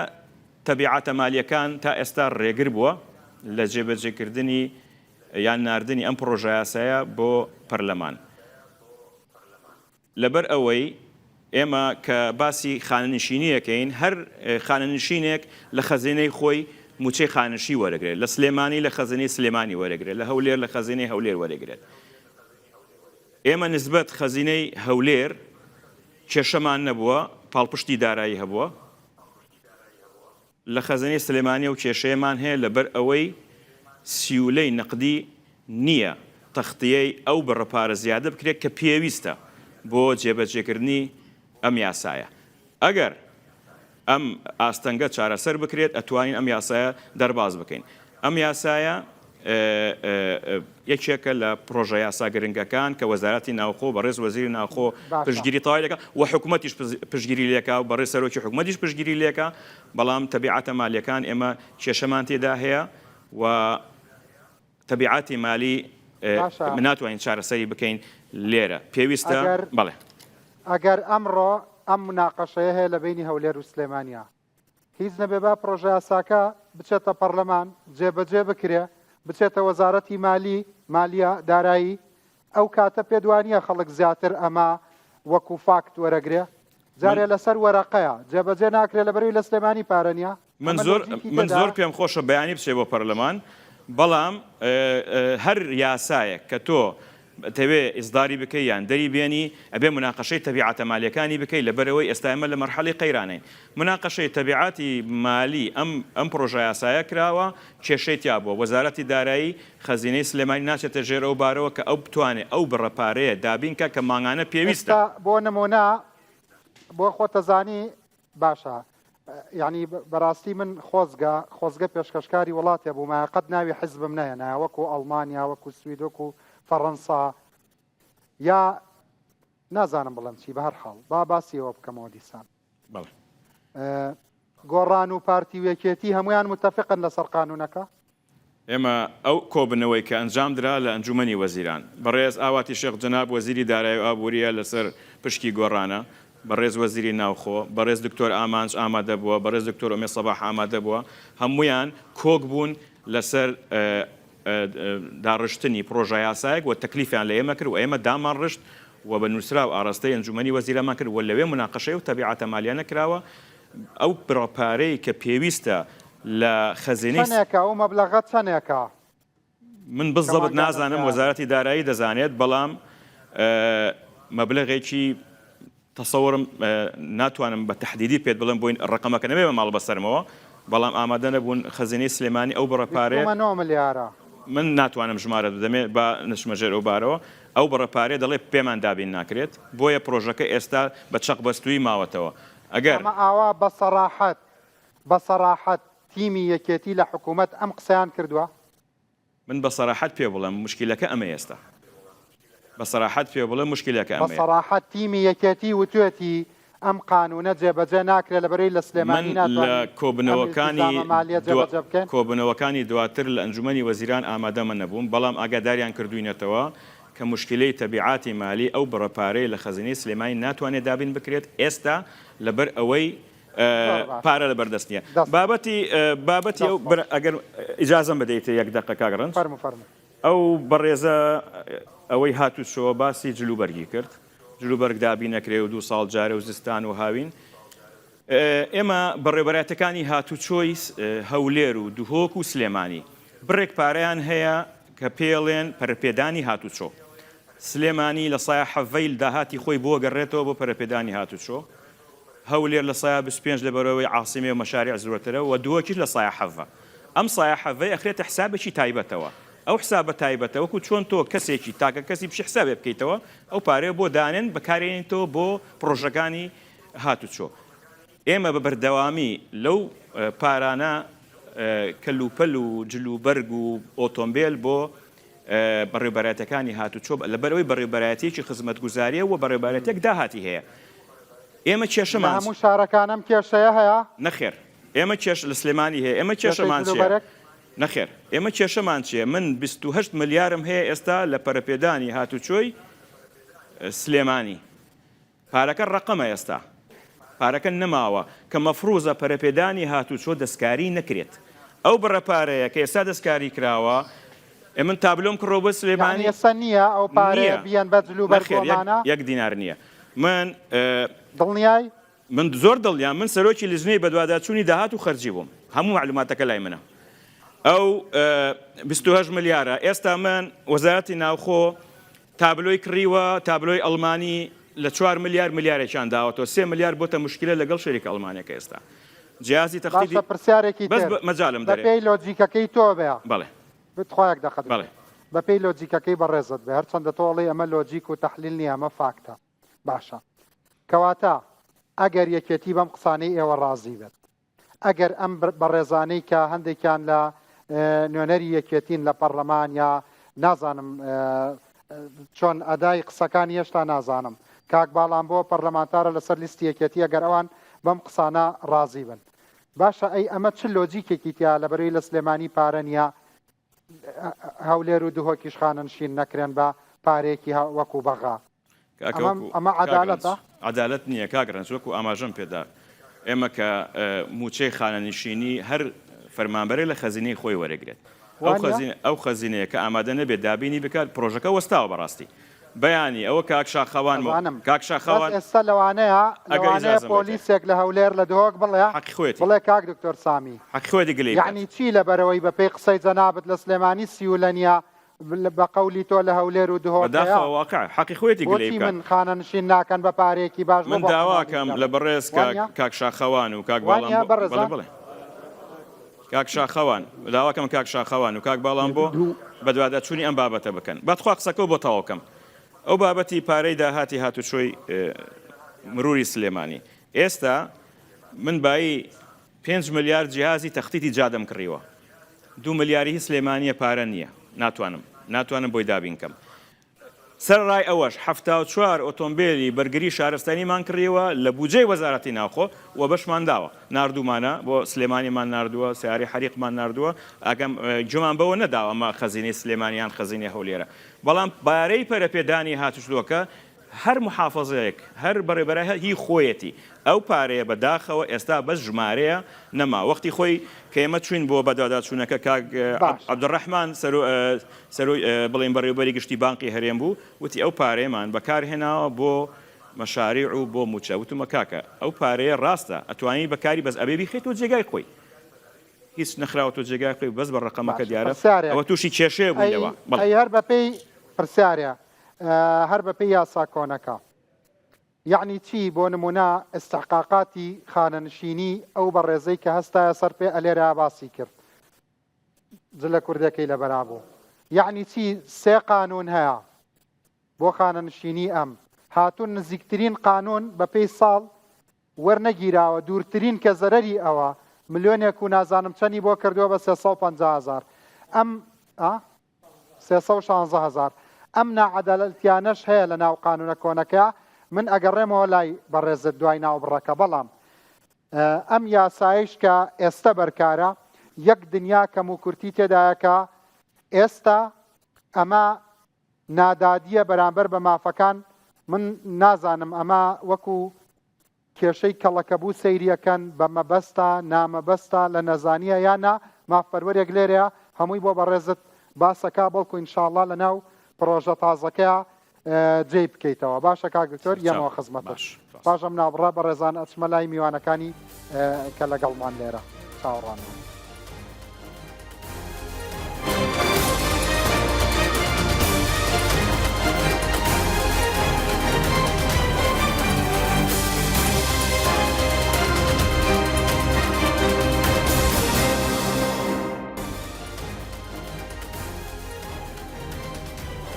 بەڕێزان جارێکی تر سڵاوتان لەبێت دیارە گوێتان لە قسەکان بوو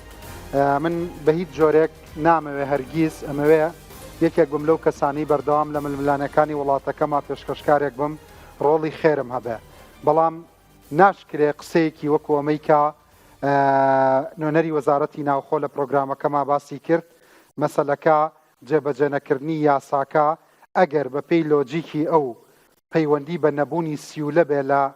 شاری سلێمانی جگەلەوەی ئەو پرسیارەم ئاڕاستەی خۆی کرد بەڵام هێشتا پرۆسیجەری بە یاسابوون تێپەڕین و مناقەشەکردنی لە پەرلەمان تا بێ بە یاسایەکی جێگیر زۆری ئەوێ یاسا مامەڵە لەگەڵ ئەم دەقیقەیە ناکە یاسا بۆ ئەمڕۆ و سبەینێ و ئایندە داڕێژرێ بەڵام ئەمەش ناکاتە ئەوەی کە کەسێکی وەکو کاک باڵان بۆ لێرەیە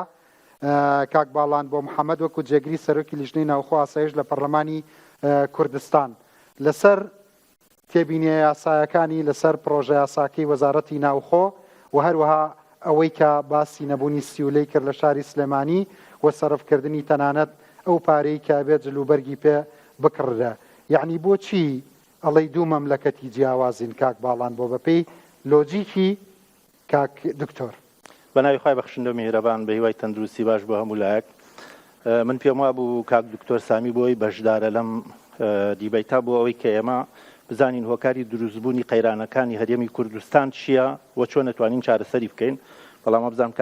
کاک سامی وای زانی ئێستا کاتی بانگەشەی هەڵبژارد نەکەوتە ئیدعاکردن بۆ حیزبەکەی خۆی و تاوانبارکردنیە توانم بڵێم ئەم زۆنە من لە کاکسامیە پرسم لە 2017 فراکسیۆنی ساوس پێشنیاری یاسای خاننشینی هێزەکانی ئاسایش و ناوخۆیان پێشکەشی سەرۆکایەتی پەرلەمان کرد لە پەرلەمان ون بوو بۆ ون بوو پەرلەمان دەستگای دەسەڵات باشتەکان تاوکەم بە یارمەتی خۆت من بە بەڵگە لە لامە لەبەر دەستمایە بە کامێرەکانتان نتوان بیان لە پێشەوە ئێمە لە دەیسێ لە 2020 پێشنیازە یاسای خاننشینی هێزەکانی ئاسایش و ناوخۆمان پێشکەش کرد باشە وتیان بۆی نەبێ بەدەستکەوت بۆ یەکێتی ئەمە بۆ یەکێتیمان نەکردووە وەکو یەکێتی خۆمان بە خزمەتکاری سەرجەمشینی توێژەکانی خەڵکی هەرێمی کوردستان نەزانین وتیان بە ئەم پرۆژە یاسایە ئێوە بیگەڕێنەوە ئێمە لە حکوومەتەوە پرۆژە یاسایەکی باشترە نێرین باشە یعنی لە 2020 تا ئێستا 23 حکوومەت نەیتوانی پرۆژە یاسایەک بێنێ ئێمە ئەگەر لەو بابەتە بترساینایە باشە خانەنشینی فیدراڵ بەرکارکردنی خانەنشینی فیدراڵ پرۆژە یاسای فراکسیۆنی سەوزە لە پەرلەمانی کوردستان باشە کە زانیومانە غەدر لە هەندێک سێکتەرە هەیە لە خانەنشینیا داوامان کردووە ئەمەش بۆ جێبەجێ نەکرا باشە چەسپاندنی شایستەدارایەکان ئەو موچانەی کە حکوومەت نەیداوە بە خەڵک جارێک بە ناوی لێبڕین جارێک بە ناوی نازانم پاشەکە و جارێک بە ناوی خۆ گونجاندن کە ئەمانە بخرێتە سەر حسابی فەرمانبەران حسابیان بۆ بکرێتەوە جێبەجێ نەکرا ئەمانە بۆ هەمووی جێبەجێ نەکرا کاکسامی وازانێ دوو حکومەتە باشە سەیرە یعنی تۆ کاتێک داوای لامەرکەزی دارایی و کارگێڕیەکەی باشە حکومەتەڵێ لامەرکەزی داراییەکە بۆ خۆت بەس کارگێڕیەکە بۆ من باشە ئەبێ هەموو دەسەڵاتەکان مەرکەزی بێ یعنی پۆلیسێک لێرە واز بێنێ یان بۆ نمونە لە پارێزگای سلێمانیە بیانێ پرۆژەیەک بکەن یان داهاتی کۆمپانیا گەورەکان وەکو ئەوانەی کە لە بازیانە ئەوانەی کە لە تانجەڕۆیە ئەمانە هەمووی بگەڕێتەوە بۆ حکوومەت بۆ ئەوێ بەڵام بۆ مەسەلەی داراییەکە بێت من لە کاکسامیە پرسم ئەم بودجەی پەرەپێدانە چەندێکە دروست بووە باشە هەمووی 2 ساڵە دروست بووە ئەی ئێستا بۆ یە باسیەوە 15 ساڵە هەیە 15 ساڵە هەیە 15 ساڵە هەیە کاگرنج 15 ساڵە هەیە یعنی 15 ساڵە هەیە لەبەرەوە زانانی 15 ساڵە هەیە کاکە 20 ساڵیش هەبێ وەکو وەڵێم بۆچی نهات لە 2000 ڕخسەتی براتەی ڕخسەتێ هەم بۆ نهات 2020 شارەکە من سەیریکە من ئەندامی پەرلەمانم دعوت کردووە لەگەڵ نوێنەری حکوومەت دعوت کردووە من بەرنامەکەم ئەگەر لەسەر سەوز و زەردووەمانێ من تااقەتی منەوە بەرنامانە تۆ دروست من ئێستا ئەو دراوسەیەمان پێ نادەم تۆ ڕێگە بە ئەو بدە ئیدعا بۆ حیزبەکەی خۆی بکە و هێرش کاتە سەر دەتۆ بەقسەکەم تەواوکەم بەڵێ ئەم لۆجیکە لەگەڵ منە نایخوابتێ منیش ئەو لۆجیکەی لەگەڵ نانایخوا بۆ تۆ چی بزانین بە من بڵێ لۆجیکە تۆ نانا بە پرسیارەکەم تەواوکەم فەرموو پرسیارەکەم سەیریکە ئێستا خەڵک ئەو خانەنشینەی کە گوێ لە جەنابەت دەگرێت بەڵێ دەنگی بە جەنابەتدا بەڵێ دەنگی بە حکوومەتی کوردستاندا بەڵێ چاوەڕێی ئەوەیە بەڵێ ئێستا وەکو فراکسیۆنی سەوس بەڵێ سبەینە لە پەرلەمان بەڵێ قسەیەک بکەن بەڵێ کۆنگرێک بکەن بەڵێ یا یەکێتی نیشتیمانی بەڵێ کوردستان تیم یەکێتی نیشتیمانی بەڵێ کوردستان بەکردار بڵێن بەڵێ ئەم پارەیە هەرچەنێکە بەڵێ نەخێر ئەو قسانە وانە بەڵێ وایە وانە قسەکەم باشە تەواوە باشە اینجا سەیریکە من مەبەستم ئەوە نییە کە دەرفەتی تۆ نێم بەڵێ تۆ بیت ئەو بێ بۆ من وەکو یەکەن ئەڵێ والله من الوراء القصد بەس آخر بەوە قصدی من دە تۆ سەیریکە بەڵێ دەرفەتی تۆ شێم براکەم باشە بەرنامەکە 2 ساعتی ماوە دە تۆ ناوە مەشە سەیریکە ئێوە تەحەدای ئەمە بکەن پارەکە بڕوا ناکەم ئەمەدا مەبلەغێکی گەورە بە ئێستا ئەو کەسەی کە چاوەڕوانی جەنابتە ئەو حەقی سەوز و زەرد و ئەمانەی نییە ئەو ئێوێ خانەنشینەکەی چاک ببێ وەکو بەغدای لێبێ وایە قسەکەم ڕاستیان نا تەواوە ئەجا ئێستش کاتی تۆیە بۆی کە ئیتیهامم نەکەی چونکە من کاکڕنج من بۆم دووبارە کردویتەوە پێت ئەڵێم ئێمە لە 2017 ئەم پرۆژه یاسایەمان پێشکەشی پەرلەمان کردووە ون کرا لە 2020 لە دەی سێ جارێکی کە لە دەی سێی 2020 ئەم پرۆژه یاسایەمان تەقدیمی پەرلەمان کردەوە باشە باشە بۆ لەو کاتە تا ئێستا دەسی پێکرا نەکرا بۆچی جێبەجێ نەکرا ئەو کاتە شەر خەتای ئێمە بوو باشە تۆ ئەگەر بتەوێ شتێک جێبەجێ نەبێ پرۆژه یاسای بۆ پێشکەشەکەی من بە بەڵگە لە لامە بابێن سەیری کرد ئەوە ئەتەوێ بە پیشانی کامێرەکەتە دەم من پێت ئەڵێم ئەگەر ئەوەی 2017 ون کرد ئێمە لە 2020 لە مانگی سێ پرۆژه یاساکەمان پێشکەش کردووە چۆن کەسێک پرۆژه یاسایەک پێشکەشەکە ئەگەر پێی جێبەجێ نەکرێ باشە ئێمە داوای بەرکارکردنی یاسای خانەنشین یەکگرتووی فیدراڵمان کردووە لە هەرێمی کوردستانە ئەگەر پێمان جێبەجێ نەکرێت لەو شتا دروستکراوە ئەمانە هەمووی دروستکراوە من پێ تەڵێم وەرە ئەو باسیەوە کا سوی لە لێرە نیە کێ سوی لە ئێرەی کێشایەوە بۆچی باشە هەموو دقەیەک باسی داهاتی خاڵە سنووریەکانی ئێرەکرێ زۆنی سەوز لەگەڵ یەک وڵات باشە خاڵی سنووری هەیە زۆنی زەرد لەگەڵ ئێران لەگەڵ تورکیا لەگەڵ سووریا هەیەی تۆ بەڕیشی تۆ ڕەوایە داهاتی ئەم دوو زۆنە نەنا داهاتی ئەم دوو زۆنە وەکو یەک حسابکەی بڵێ وڵات تۆ ینی ئاڵوگۆڕ لەگەڵ سێ بەستەرەوە بە خانەنشینانەوە منێک ئەڵێم ئەی بەسمەوە بە خانەنشینەوە ئەبێ ئێمە باشەوە بزانین هۆکاری سەرهەڵدانی ئەم قەیرانی دارایی هەرێمی کوردستان چییە؟ هۆکاری نەناردنی بودجە بۆ پەرلەمانی کوردستان چییە؟ بودجەش ئێمە نایەڵین بێتە پەرلەمانی کوردستان کێیە؟ هۆکاری ناشەفافێت لە داهاتی نەوتا چییە؟ هۆکاتی خانەنشین کاکە خانەنشین بە پارەیە کرێ خۆ خانەنشین بە قسە ناکرێ تۆ ئەگەر نەیەیت بابەتی دارایت لە بەردەستا بێت چۆن نەتوانی بڕۆی پرۆژه یاسایەک ئەگەر وەکو فراکسیۆنی یەکێتی نیشتیمانی کوردستان ئەگەر مەسەلەکە بەپێی لۆجیکی دکتۆر سامی لەسەر ئەوە وەستاوە وایە ئەم قانونە بۆیە جێبەجێ ناکرێت من هیوادارم لەم شەڕی تۆ دکتۆر سامی خانەنشینانی ئەم وڵاتە ئێوە سبەینە مەسەلەن بۆ نمونە هەموو ئامادەکاریەکی بەداخەوە ئێڵم مستەڵەحی زۆنە بەکارێنم زۆنی سەوز دەرە بڕن کە یاساکە بنێرن بۆ پەرلەمان یەکێتی نیشتیمانی کوردستان پێش ئێوە پارەی خانەنشینەکانات ئەزانی شۆنە من پێت ئەڵێم کاکە ئەمە بە قوربان ئامادە سازیەوێ ئەمە لە خۆیەوە دروست نەبووە ئەبێ هۆکاری دروستبوونی ئەم کێشانە هۆکاری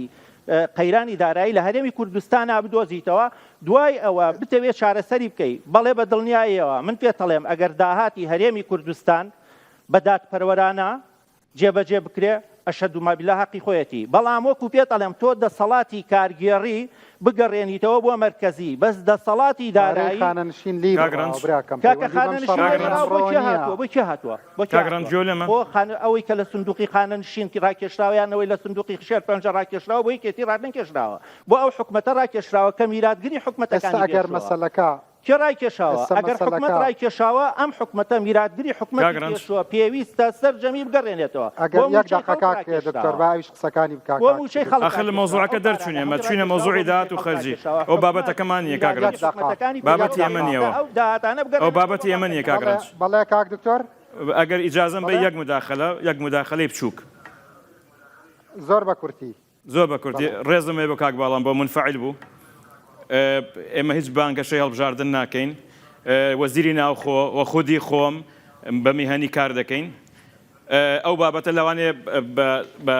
بەغەڵت تێگەشتنێک هەبێت وەزیری دارایی ئاگای لەم بابەتە هەیە جەناب دەتوانین لەگە کاک شەخەوانەبانی سەردانی بکەی مۆزوعەکە بزانی مۆزوعی یاسای 2007 و یاسای 2020 ڕاستە ئەوە یاسایەکتان پێشکەش کرد بەڵام حکوومەت مافی خۆیەتی لەبەرەوەی تەبیعاتی مالی هەیە خۆی پرۆژە یاسای ئامادەکە ئێستا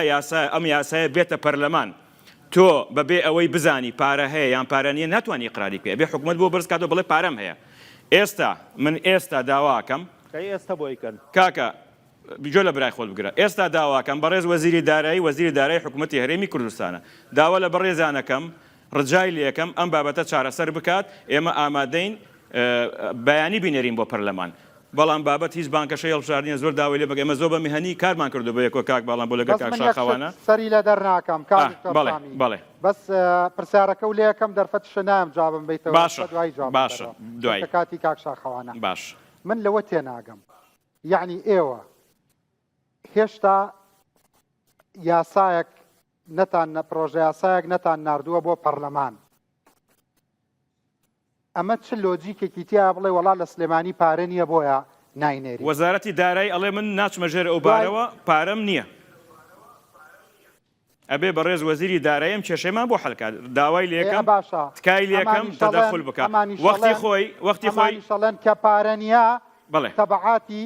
کۆمەڵێ مەشاکلی ئیداری و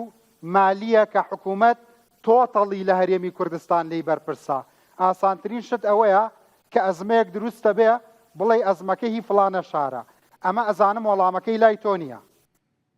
هیوادارم ئەم مۆزوعە خەڵکی ئەم وڵاتە لە بینی پارتیوێکەتیان نەبێ بە خۆزگە کاگرانج نوێنەری وەزارەتی داراییشی بان کردایە زیاتر ڕوونێ کردەوە بۆی بابەتەکە نەخرێتە بواری حزبی و تەشکیل و شتانە خۆزگە نوێنەرێتی وەزارەتی دارایی بار کردایە خۆزگە ئەو مۆزوعە تەبیعاتی مالایی داوا لە کاک ئاواتەکەم لەبەرەی مۆزوعەکە پەیوەندی بە 250,000 خانەوادەوە هەیە خەڵک حەقی چییە کاکە خەڵک هەمووی پارتیوێکەتی نییە ڕەنگە ئەو خانەنشینە هێزی ناوخۆز 30,000 خانیشتیمانی نەک 250 نەکۆمەڵێنێ گرتوو بێ من وەختی خۆی نیشتیمانیە بڵێ مەبەستم تۆتەڵی ئەوەی کە پەیوەندی بە ئاسایشی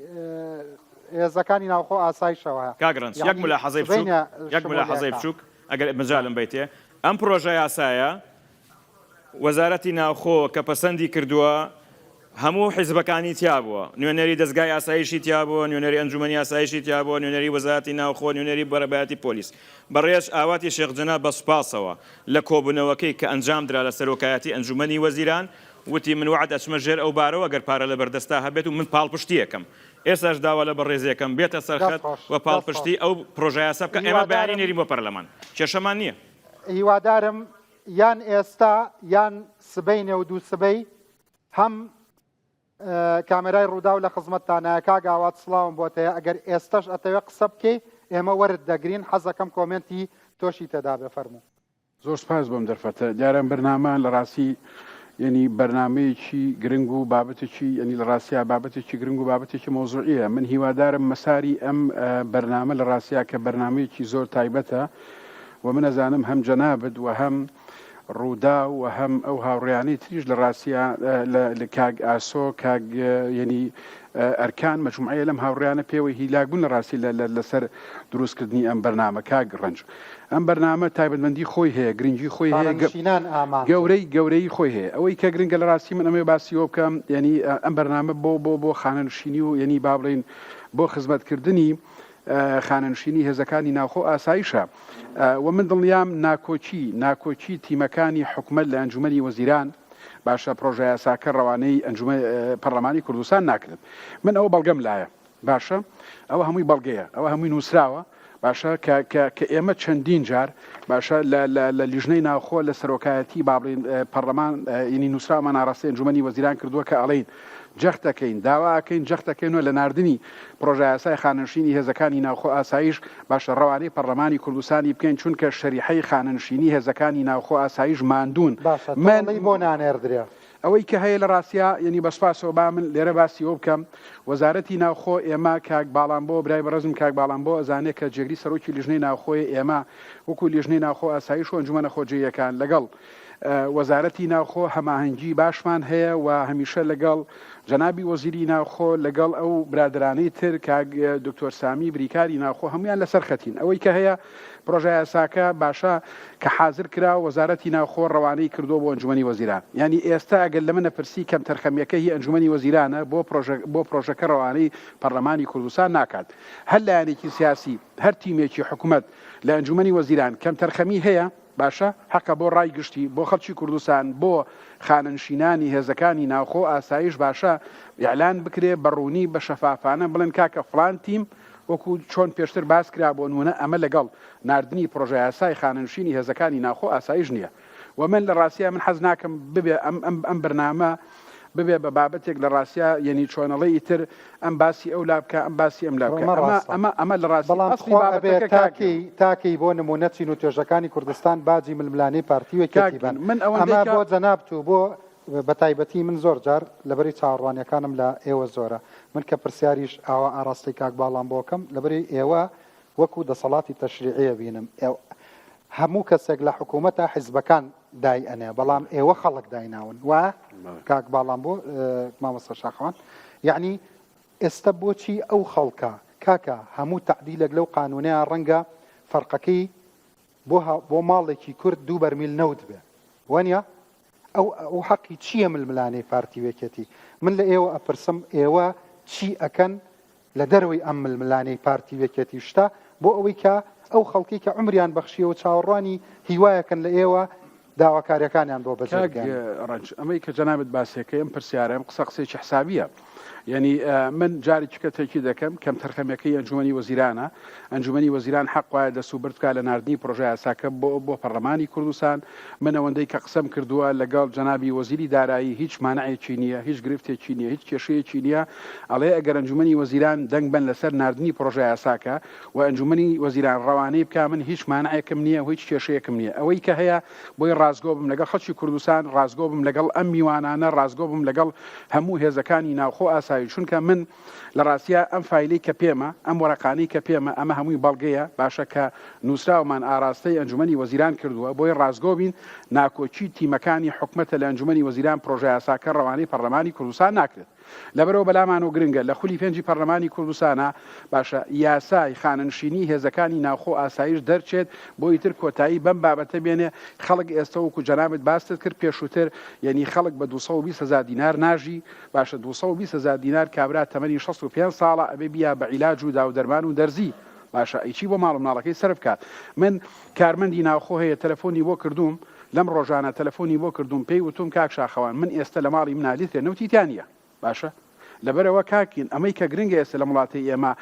باسی هیچ ڕنگێک و هیچ دایانێکی سیاسی نەکەین کاتی خۆی خەڵک خەباتی نیشتیمانی و نەتەوەی کرد لە ڕاستیا بۆ ئەم بابەتەی نەکرد بۆ ئەم مەعمەع سیاسی نەکرد کە ئێستا لە هەرێمی کوردستان لە ڕاستیا بۆ ئەم دابەشکاری نەکرد لە ڕاستیا ڕاستە بەڵام ئەمە بۆ ئەوەی کە پریشکی تری لێ نەبێتەوە وەکوتمان ئامانجەکەی ئێمە خانەنشینە بەڕێزەکانە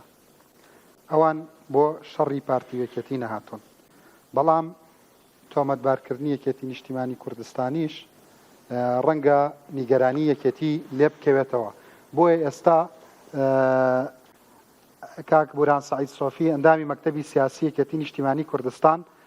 پەیوەندی کردووە بە ڕووداوەڵێمە یەک خولەک لە پرۆگرامی لەگەڵ ڕەنج قسە بکەم لەسەر ئەم مەسەلەیە هیوادارم کاک بورهان من وەرت دەگرم بەڵام بە سوپاسەوە سڵاو و ڕێزم بۆت هەیە بەڵام ئامانجەکە خانەنشینانە چونکە ئەلحەمدوللا نە هەڵبژاردنە نە دوو وڵاتی جیاوازین ئەم ململانیانە ئەڕەوێتەوە ئەگەر قسەیەکی جیاوازت هەیە لەسەر قسەکانی کاک دکتۆر سامی بفەرموو کاکە ڕەنج پێشەکی زۆر زۆر سپاس دەکەم زۆر سپاس دەکەم بۆ ئەو بەرنامانە بۆ ئەوەی کێشەی زیاتر لە 200,000 کارمەندانی هێزەکانی ناوەخۆ ئاسایش کە لە ژیانێکی زۆر ناخۆش ئاژین ئەوانەی خانەنشینە بن بەڕاستی جێگای دەستخۆشی ئەو بەرنامەیە بۆ ئەوەی زیاتر حکوومەتەکەمان بە دوای ئەو کێشەیە بگەڕێ بەڵام من وەکو نەک مەکتەبی سیاسی وەکو بڕهانی سعید سۆفی کە تێکۆشەرێکی یەکێتی نیشتیمانی کوردستانە دیارە هێزەکانی ئاسایش و پۆلیس هەموو یەکێتی و پارتی نین لە خەڵ هاوڵاتی کوردستان پێکاتون ئەو پرۆژە یاسای من ئەوەی ئاگادارم بێ لە ساڵی 2017ەوە یەکێتی نیشتیمانی کوردستان کوتلەی پەرلەمانی ئەو پرۆژەی تەقدیم کرد بەڵام تا ئێستا نازانم ئەو پرۆژە یاسای خەوتووە کەوتە کوێ نازانم ئەمن زۆر سپاسی وەزیری ناوەخۆش دەکەم کە ئەویش ئەو پرۆژە یاسایی ناردووە یعنی ئەویش حەز دەکات لەبەرەوەی کارمەندی ئاسایی و لێ ئەو لێی مەسئولە ئەو لێی مەسئول بەڵێ من سەیریکە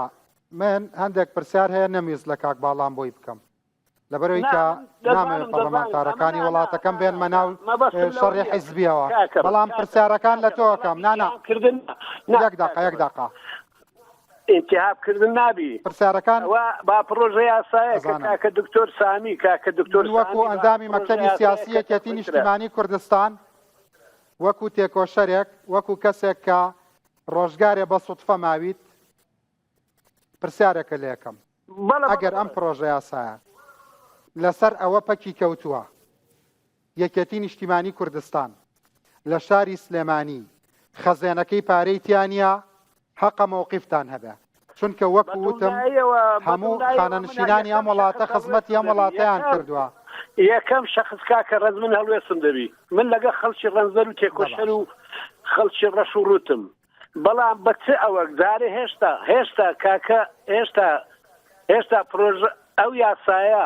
ئەو یاسایە لە ئەنجومەندی وەزیران نەچوویتە پەرلەمان یەکێتی نیشتیمانی کوردستانی تیام دەکرێت ئەو کاتە دەتانی یەکێتی نیشتیمانی تیام بکرێ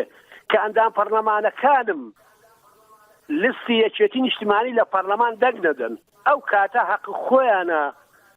خەڵکی ئەو ناوچەیە ئەو کاتە با هێزەکانی ناوەخۆ ئاسایش پۆلیس چ بە یەکێتی نیشتیمانی من یەکەم کەسمی سقال لە یەکێتی دەدەم دڵنیا بن دەستخۆش بەڵام یعنی تۆ ئەندامی مەکتەبی سیاسی ئەگەر وەزعیەکێتی نیشتیمانی ئەگەر یەکێتی ئێمە دەمانێت زەوێکی تر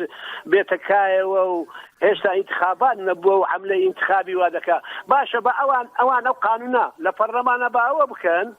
با هەولێر دۆگ معاشەکانیان بدەنێ ئەگە ناوچەی سلێمانیە ئەگە ناوچەی سلێمان و گەرمیانە ئەو کاتە یەکێتی نیشتیمانی چۆن دەتوانی بۆسی بەرامبەر ئەو هەموو ناڕزایی هێزەکانی ئاسایش و ناوەخۆ ئەوە شتی منطقی تێدایەوە دەکەم داوای لێوەخم نییە کاکە ڕەنجە من زۆر دەستخۆشی لێ دەکەم بۆ ئەو پرۆژانە بۆی ئەو نەهامەتی خەڵک ماڵوێرانی خەڵک ئەمن دەزانم ئێستا زۆرین ئەو کێشانە دێتە لای ئەمە زۆری دەنگە قەتع ناکەیت پۆلیس ئاسایش و پۆلیس معاشەکانیان ئەوە ناکەن بەڵام زۆر سپاس دەکەم سپاسی کاکە زۆر سپاس دەکەم وەزیری ناوەخۆ کە ئەو پرۆژە یاسایی زەخت دەکات بردیتی ئەنجومەنی وەزیران بەڵام بۆ یەکێتی نیشتیمانی تیامە ئەگە وەزیری مالیە یەکێتی نیشتیمانی کوردستان بە ئەو کاتە دەیتانی ئەمەی تیاب بکە و سپاس دەکەم زۆر سپاسی هەواڵانیشم دەکەم بەڕێز دەست خۆش من لێت ناشارمەوە یەک دوو جار بۆ ئێستا لەناو بەرنامەکە تەلەفۆنم بۆ وەزیری دارایی کرد دەستم نەکەوت هەتاوەکو کۆتایی بەرنامەکەش وەزیری داراییش ئەگەر قسەی هەبێ بەڵکو ئینشاءڵڵا لە بە نەتیجە بە قازانجی هەمووان بشکێتەوە ئێستا جناب تەڵەی خەزێنەکانی سلێمانی من نازانم خەزێنەی حکومەتی سلێمانیە ئێمە گەر بڕیارمانداوە دوو حکومەتە یعنی با میلەت نەخڵەتێنین میلەت ئیتر لەمە نەهامەتی زیاتر چی بەسەر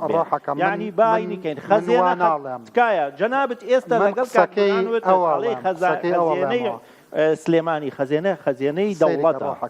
من قسەڵێ ئەو ئەڵێ قسەکەی کاک سامی ئەڵێ من کەی لە چ بەرنامێکە ئێسلەوەی کاک بورهان من بۆیە بۆیە لە تۆیە پرسم قسەکەی ئەوم قسەکەی کاک دکتۆر سامیم تەواو دەست خۆشکەوەتە کاک دکتۆر سامی یەک دقا کاک دکتۆر سامی میوانی تریشم هەیە کاک دکتۆر سامی لە ئەگەمەوەلات نانا ئێستا دەرفەتت نادەم چونکە دواتر ئەبێت لەسەر ئەوە قسە اتهام زۆر کریانە بێت جواب بینەوە اتهام زۆر کریان بێت جواب بینەوە بورهانی سایت سۆفیاڵەیە ئێوە جێبەجێ بکەن ئێوە لە هەولێر و دوهۆک بیان ئەگەر ئەمان لە سلێمانییان نابا خەڵک لیان بێتە سەرجادا ئەڵێ من ئەگەر حیزبەکەم دەنگی نیا بۆ ئەو پرۆژە یاسایە من وەکو ئەندامێکی مەکتەبی سیاسی و تێکۆشەرێک ئیستیقالەکەم فەرموو بیکەن من دڵنیام لەوەی جەنابی وەزیری ناوخۆ بۆ خانەنشینانیەکە بەم لۆجیکە حیزبیە نایکا بەڵام ئەم لۆجیکە حیزبیە وەکو کاکشاخەوان وتی ئەم ململانەی ئێستەی پارتیوەکێتی تەسیری لەسەر کوی پرۆژەکان و ژیانی دواتر نەبەخوای سەدا دواتر کاک عقید دریس کاک شاخەوان بە یەک دوو قسە من ببوورە ینی ئەمە جوابێکە بۆ ینی ئەو برادرەی با بڵین کە ئێستا قسەی کرد کاگورانی سەی سۆفی لەگەڵ ڕێزم جارێ ئینی ئەوەی کە ئەوەندەی ئێمە ئاگامان لێتی لەوەیە ژەنابی کاگوران ئاگای لێنەبێ ئەبێ پێش هەموو شتێک وەکو پێشتر کاک دکتۆر سامی باسی کرد ئەبێ تیمەکانی حکومەتی هەرێمی کوردستان لە ئەنجومەنی وەزیران تیمەکانە بێ کۆک بن لەسەر نردنی پرۆژە یاساکە بۆ پەرلەمانی کوردستان ئەمە یەک دوو من لێرەوە بە هەموو خەڵکی کوردستانی ئەڵێم باشە بە ناوی کاگاوەتی شو قسەکەم کە کاگاوات وەزیری دارایی مانعی نییە باشە لە وەکو وەزیری دارایی لەسەرم بابەتە جەنابتان ئەتوانن سبێنێ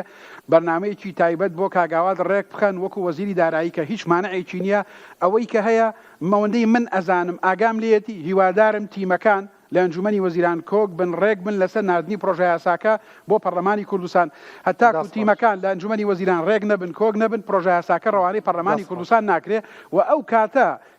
کە پرۆژە یاساکە ڕەوانە کرا باوەڕ ناکەم هیچ فراکسیۆنێک لە پەرلەمانی کوردستان باشە مانعی ئەوەی یا لەگەڵی نەبێت هیوادارم ئەم گفتوگۆی ئەم شەو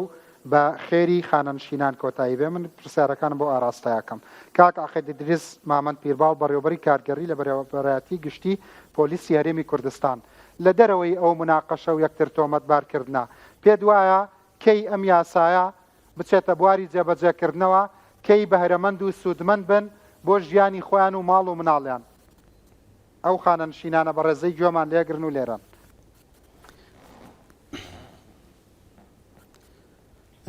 بەڵێ کاک ڕەنج سەرەتا شەوتان شاد سوپاس لە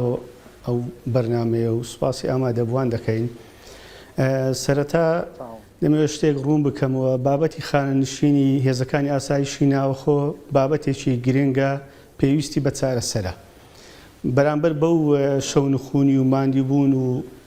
جوهدەی هێزەکانی ئاسایشی ناوخۆ ئەنجامی دەدەن لە بۆ پاراستنی سەر و سامانی هاوڵاتیان و پاراستنی ئارامی و ئاسایش لە هەرێمی کوردستان پێویستە چ لە کاتی ڕاژە و چ لە دوای ڕاژش کە خاننشین دەبن موچەیەکی شایستەیان پێ بدرێت کەوا شایستەی ئەو جوهد و ماندیبوونەبی و بتوانن بە سەربرازی و سەرفرازی پێ بژین نەوەک لە دوای خاننشین بە دوای هەلی کاردا بگەڕێن و بە دوای ئەوەدا بگەڕێن بە دوای سەرچاوێکی ژیاندا بگەڕێن لەبەرەوەی ئەو ئەرکێکەوە ئەنجامی دەدەن لە ماوەی ساڵانی ڕاژەیان بەڕاستی ئەرکەکی پیرۆزە پێویستە هەموو لایەک ڕێز لەو ئەرکەی بگری و تەقدیر بکرێتن وەکو ڕوونە دەمەوێت ئەوە باس بکەم وەکو جەنابی وەزیری ناوخۆ کاک ڕێبەر ئەحمەد بە سوپاسەوە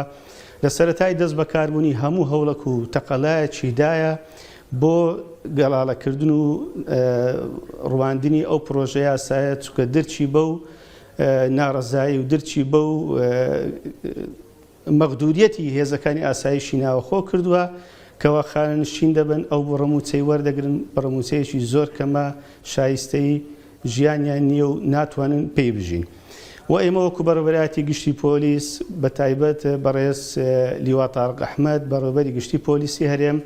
هەردەم خۆی بە داکۆکارێکی سەرسەختی مافەکانی هێزەکانی ئاسایشی ناوەخۆ دەزانیت و هەموو هەوڵ و تەقەلایەکی خۆی داوە لە هەموو کۆڕ و کۆبوونەوەکان لەگەر بەڕێز وەزیری ناوەخۆ لەگەر تیمی ئەنجومەنی وەزیران لە پەرلەمانی کوردستان ئەو بابەتەی هێخستۆتەوە سەر مێز و داکۆچی کردووە کەوا پێویستە کاتی هاتووە ئەو بابەتە چارەسەر بکرێ و بیرێک لە ئەو بابەتە بکرێتەوە ئەمەش وەکو ڕوونە پرسیارە لە جەنابەت تاوەکو ئێستا کە خانەنشینی هێزەکانی باسی جلوبەرگی کرد بەڵێ خۆ ئێمە چین نین ئێمە ئەم پەڕ و ئۆپەڕی وڵاتەکەمان بە 3 ساعات 2 ساعات و نیو هەمووی تەیەکەی بە ئۆتۆمبیل بۆچی جیاوازی هەبێت لە جلوبەرێک لە بینی سێ شارە ئەمە سەبەبەکەی چییە وەکو بەڕێوەبەری کارگەڕی لە بەڕێوەبەرایەتی جیاوازی کاگڕنج بەڵێ سەبارەت بەو پرسیارە من هیچ جیاوازیەک نابینم لە دابینکردنی جلوبەرێک لە دابینکردنی پێداویستی لە دابینکردنی ئۆتۆمبیل بۆ گشت دەستگاکانی هێزەکانی ئاسایشی ناوخۆ لە هەر سێ شارەکە و لە ئیدارە سەربەخۆکانی هەرێمی کوردستان ئەم لەگەڵ ڕایە متتەفق نیمە چکۆن نەشکرایە و ناشکرێ بەڵام شتێکی واقعبینانەش بە ئێمە باسکەین لە 2014 حکوومەت هەرێمی کوردستان لە بەهۆی بڕینی شایستە داراییەکان لە لێوان متفقم بەڵام دکتۆر سامیش خۆ باسی جیاوازی نەکردی فەرمو ئەو ئیشارەتی پێدا دکتۆر سامی کە عفوان کاگڕنج دکتۆر سامی ئەگەر هەموو تەکانی جێلێبی باسی دابینکردنی ئۆتۆمبیلەکانی ئاگر کوژێنەوەی کرد کە هەمووی 2 هەفتەیە کە دابش کراوە لەسەر هەموو بەڕێوەبەرایەتەکانی بەرگری شارستانی هەرێمی کوردستان بەبێ جیاوازی بەبێ هیچ حیسابێک ئێستا مەجموعە ئۆتۆمبیلێکی تر سولەمی تێدایە لۆ بەڕێوەبەرایەتەکانی بەرگری شارستانی دابین کراوە ئێمە گوێمان نەیاوەتی هەر نردومانە بەڵام سندوقەکە تیای نییە واینەوت واینەوت نردومانە سندوقەکەتیانە باشە ئەخر لە داهاتی سلێمانیش ئۆتۆمبیل بۆ پۆلیسی دووەکو و لێر کڕا ئەی بۆ باسی ئەوە ئەی بۆ ئاگر کوژێنەوە کاکە نردوێتی داهاتی سلێمانی و هەموو سیارە بۆ پۆلیسی و لێر و دووە کرای باسی ئەوەش کاکە ئیدریس کەواتە واقعەکە بە زۆرێکی تر دەبینی ئەو شتانە وانە نانا من نارێم وانە کاگڕنج هەندێک شت هەیە وەکو دکتۆر سامی ڕوونی کردەوە هەندێک بابەتێ لە بودجەی پەرەپێدانی پارێزگاکانەوە ئەو بابەتە زیاتر دکتۆر سامی بە حکمەوەی بەڕێوەبەری گشتی دیوانی وەزارەتی ناوەخۆ بۆ ساڵانێکی زۆر و ئێستا ڕایۆشکاری جەنابی وەزیرە زیاتر ئەو زانیاریانە لاویە بەڵام هەندێک بابەتێ دابین دەکرێت لەسەر مۆزوعی پەرەپێدانی خۆیان دەزانن پشتڕاستی ئەمە دەکەیەوە سەیریکە قوربان وەکو زارێکی بەڕێوەبەری کارگەڕی لە بەڕێوەبەراتی ڕوونی کردۆ لە بەڕێستان پێویست ناکە من بەسەو بابەتانە دابچمەوە بەێ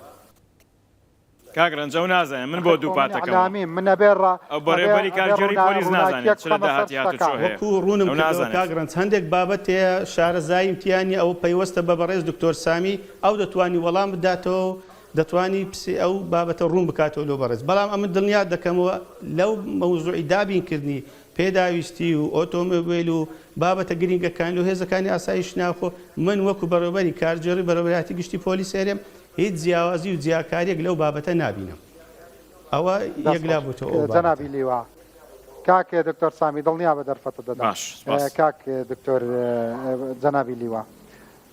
تۆ هاتوویتە تەیێرە وەکو کەسێک کە ئەوەی لەسەر شانت بووە پێشکەش بۆ وڵاتت کردووە عمری خۆتت سەرف کرد لە خزمەتکردنا ئێستا لە دەرەوەی ئەم مناقەشانەی کە لە هەرێمی کوردستان هەیە بۆ خانەنشینان چییە فەرمووی کاگڕنج لەگەڵ ڕێزم بۆ ڕاو بۆ چوونی هەموو برادەران ئەنی تەبەی هەمویان هەرێکە لە لای خۆیەوە بۆ پەرۆشیە بۆ دابینکردنی داهاتوویەکی باشتری خانەنشینی بۆ هێزەکانی ئاسایشی ناوخۆ ئەم جیاوازی ڕاوبۆچوونە ناترسی بەرزەکانی ئاسایشی ناوخۆ لەم مناقەشانەیە ون ببێ ناترسی مافی خانەنشینانەوەی تر تاخیر ببێ ئێمە هەوڵەکانمان تەنها چڕکێنەوە لەسەر ئەم ئامانجە کە ئێستا ئەجینا زۆر بواری تر هەیە کە قسەی لەسەر بکەیت ئێمە هەر لە ساڵی 2007 من لە وەزارەتی ناوخۆ بووم لە ساڵی 2007 ئەوسا بەڕێز وەزیری ناوخۆ کاکەریم سنجاری بوو تێگەی ئێمە چەند جارێک لەگەر مامۆستا جەلال بەڕێوەبەرە گشتێکە من وەکو خۆم ڕاوشکاری سەربازی بووم بەڕێوەبەری گشتی هاتوچۆ کاگلیوا ڕزگار بەڕێوەبەری گشتی پۆلیس کاگلیوا عەبدوڵڵا جەنابی کاک دکتۆر سامی ئەمارە چەند جارێک چوونێتە پەرلەمانی هەرێمی کوردستان و دانیشتنمان کردووە لەگەر لیژنەی ناوخۆ ئەوسا سەبەب چییە ناچێتە باری جێبەجێکردن ئەوسا کاک ئەیوب و برادەران بوو هەموو پشتگیر و هاوڕابوون لەگەر بۆ چوونەکانی ئێمە بۆ چارەسەرکردنی ئەم کێشەیە ئەم کێشەیە لەکەیەوە سەری هەڵا سەرهەڵدانی ئەم کێشەیە گەڕێتەوە بۆ یاسای ژمارە هەژدەی ساڵی 2011 و دواتر یاسای موحەدی ژمارە 9 ساڵی 2014 هەموو شایستە دارایەکانی هێزەکانی ئاسایشی ناوخۆی دیاری کردووە بەڵام بەداخەوە کلێنێکی زۆری تایە وەکو باڵام بۆ باسی کرد کلێنەکان بریتیە لە کەمی موچەی بنەڕەتی ڕاستە ئێمە دەرماڵەیەکی زۆرمان هەیە ئاسی ئێستا موچەکانمان لە ڕادەیەکی معقولایە بەڵام مەخدوریەکەمان بە بەراورد بە فەرمانبەرانی شارستانی کە ئەوان موچەی بنەڕەتیان زۆرە ئێمە کەیتە سەرخانە نشین بەو معادلە و هاوکێشەی کە دیاری کراوە لە دوانی ئەمەی کە کاک دکتۆر سامی فەرمووی ئەجاسەیەکە ئەگەر ئاوا ئەم یاسا نوێیە پێ وایە تحقیقی بەشێک لە مافەکانتانی کردووە لە بەرچاوگرتنی دەرماڵە و کاگرسی و ئەوە زۆر تەواو خۆ ئەوە بەشێکە لە چارەسەرکرد بەشێک لە چارەسەرکردن بەڵام ئەو پرۆژەی ئەوان پێشێکی کە چۆتە ئەنجومەنی وەزیران هەتا ئێستا نەچۆتە پەرلەمانی کوردستان ئەمە تەنها پرۆژەیەکە و بیرۆکەیەکە ڕەنگە چانسی بە قانون بوون بۆ ئەم پرۆژەیە بەڵام کاگرنج نەئەکرا لە 2014ەوە کە یاسایەک دەرچووە هەتا ئێستا لە 2007ەوە ئێمە خەریکین نەئەکرا ئەم یاسای موحەدە بە شێوەیە لە شێوازەکان ئینفاس بکرێ و جێبەجێ بکرێ دوایەوە دکتۆر سامی بە ئینسافەوە شتێکی وت ئینسان حەق بڵێ ئەو نەیوت ئەمە پرۆژەی فڵان و فیسارە نەخی دکتۆر ئامانج نەنە دکتۆر ئومێد ینی تیمی حکوومەت کە یەکێتی تێدا پارتی تێدا گۆڕانی تێدا ئێمە وتومانە لە 2007ەوە تا ئێستا وەزارەتی ناوخۆ دەورێکی باڵای هەبوو لە هەوڵا بۆ چارەسەرکردنی ئەم گرفتە ئەمە شتێکی ئاشکرایە بەڵام ئایا تەبعی مالی ئینفاسکردنی ئەم یاسای ژمارە 9 ساڵی 2014 زیاترە لەم پرۆژەی کە ئێستا ئامادەکراوە نەئەکرا ئاسانتر نییە ئاسانتر نەیە بوو بۆ ئەوەی چارەسەری گرفتی ئەم هێزەکانی ئاسایشی ناوخۆ بکرێت ئەم پرسیارە لە لای خۆت بنووسە پەیوەستە بە پرۆژه یاساکە بۆ کاک دکتۆر سامیەوە بەڵێ باشە سپاسە دەکەم ببوورە لەناو ئەم یاسایش کە هەیە ئێستا بەرکارە کۆمەڵە کەم و کورتی تێدا نییە زۆر سپاس کاغڕنج بۆ بەرنامەکەت یاسای ژمارەژەی ساڵی 2011 کە تایبەتە بەڕاژە و خانشینی هێزەکانی ئاسایشی ناوخۆ ئەوەی کە کاک دکتۆر سامی باسی ئەو تعدیلی کە ئامادە کراوە لە کاتی ئێستادا بۆ ئەوانەی کە خانشینی بن باشە ئایا بەڵام ڕەچای ئەوانە کراوە کە پێشتر خانشین کراون ئەبێ ئەو نقطەی تیا بەرقرار کرێت چکە بۆ نمونە ئەوەی کە باسی کرد ئەو پرۆژە یاسایی کاک دکتۆر سامی باسی من بەسەراتێ نەپەڕێ بەس بە بەڵێ و نەخێر کاک دکتۆر سامی تا دێمە لای جەنابەت ڕەچاوی ئەوانەی پێشوو کراوە کە خانەنشین بوون بەڵێ کاکەجان ئەوانەی کە پێشتر خانەشین بوون هەتا یاسای تطبیقی یاسای ژمارە 18 ساڵی 2011 تطبیق کرێت چکە تۆ هەمواری ئەو یاسایەکەیتەوە بەبێ ئەثەری ڕەجعی یان بێ ئەوەی فروقاتیان بۆ سەرف کرێت هەمویان نەگرێتەوە ئی هەمویان چاکەکرێت بۆ مستەقبل تایەتی لە پرۆژە یاساکە تایەتی بڵێ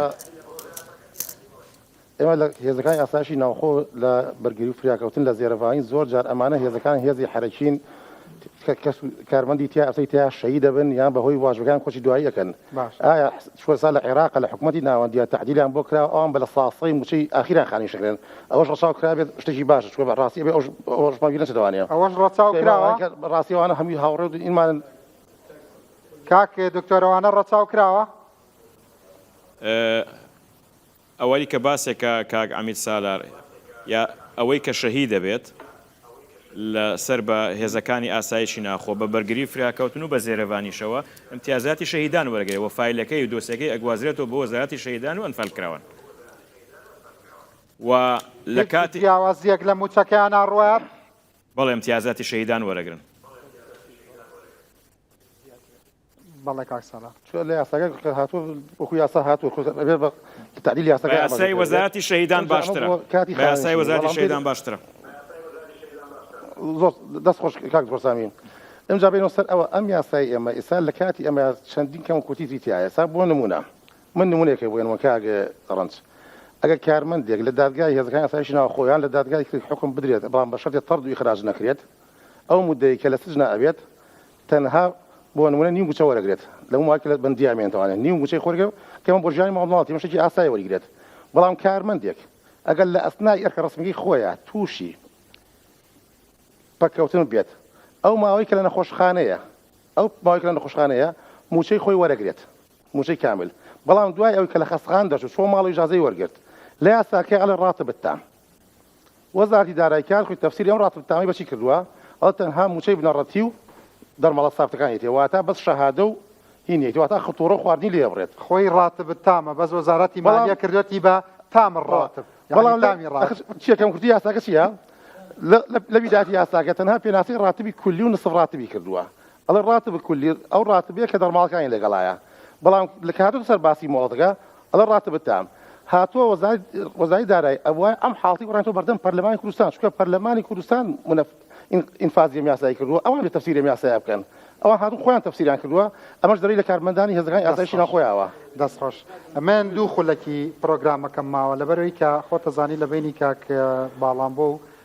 کاک دکتۆر سامیا جەدەلێک دروست بوو یعنی ئەگەر نەمگرتایەتەوە ئێستا زۆر پەلوپۆی تریشی لێ بووبەوە بەڵام کاک دکتۆر سامی ئەتوانم خولەک و نیوێک لە کاتەکەت بەمێ وەزائیدەن تکایە بە فعلی ڕوبەڕووی کۆمەڵێ بە پرسیار کراویتەوە ئەگەر مەسەلەکە پەیوەندی بە سلێمانیەوە هەیە جارێکی ترێڵێمەوە ئەگەر قسەکەی تۆ ڕاستە و هەرچەندە کاک باڵام بۆڵە ئێمە قسەمانە بێ و یەکێتی نیشتیمانی کوردستانیش ڕەنگە قسەیان هەبێت باشە هەولێر و دهۆک بۆچی باجەکەی بن بۆچی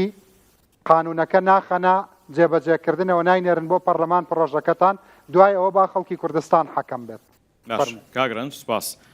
سڵاوم هەیە بۆ کاک باڵام بۆ تۆزە منفعل بوو من اتهامی هیچ حزبێکم نەکردووە کە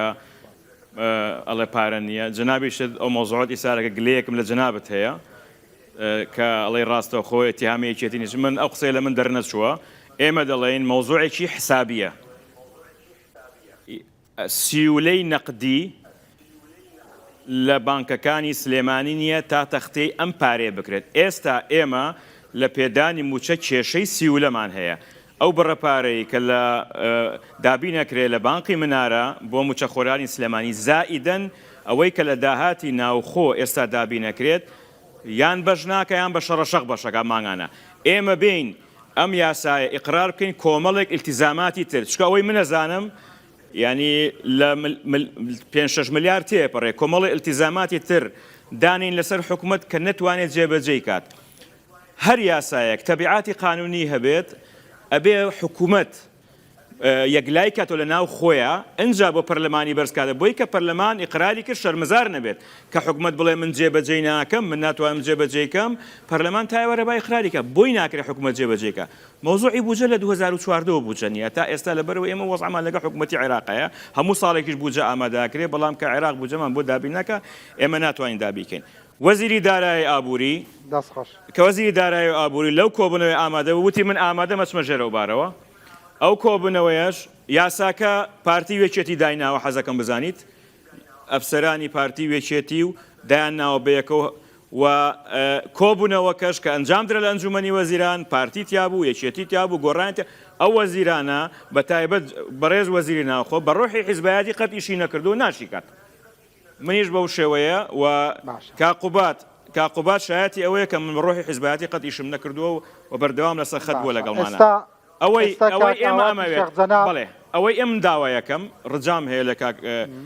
ئەو پرۆژە یاسایە طبعاً ئێمە کە ئەم پرۆژە یاسای ئەنێرین بۆ وەزیری هەرێم بۆ کاروباری پەرلەمان ئەبێ ڕەوانەی سکرتارێتی ئەنجومەنی وەزیران کرێ بخرێتە بەرنامەوە تا ئێستا نەخراوەتە بەرنامەوە ئەمەیە پرسیارە لە دکتۆر ئامانجکەی دکتۆر ئامانج بۆ تا ئێستا نەخراوەتە بەرنامەوە هەمووی وازەح بێت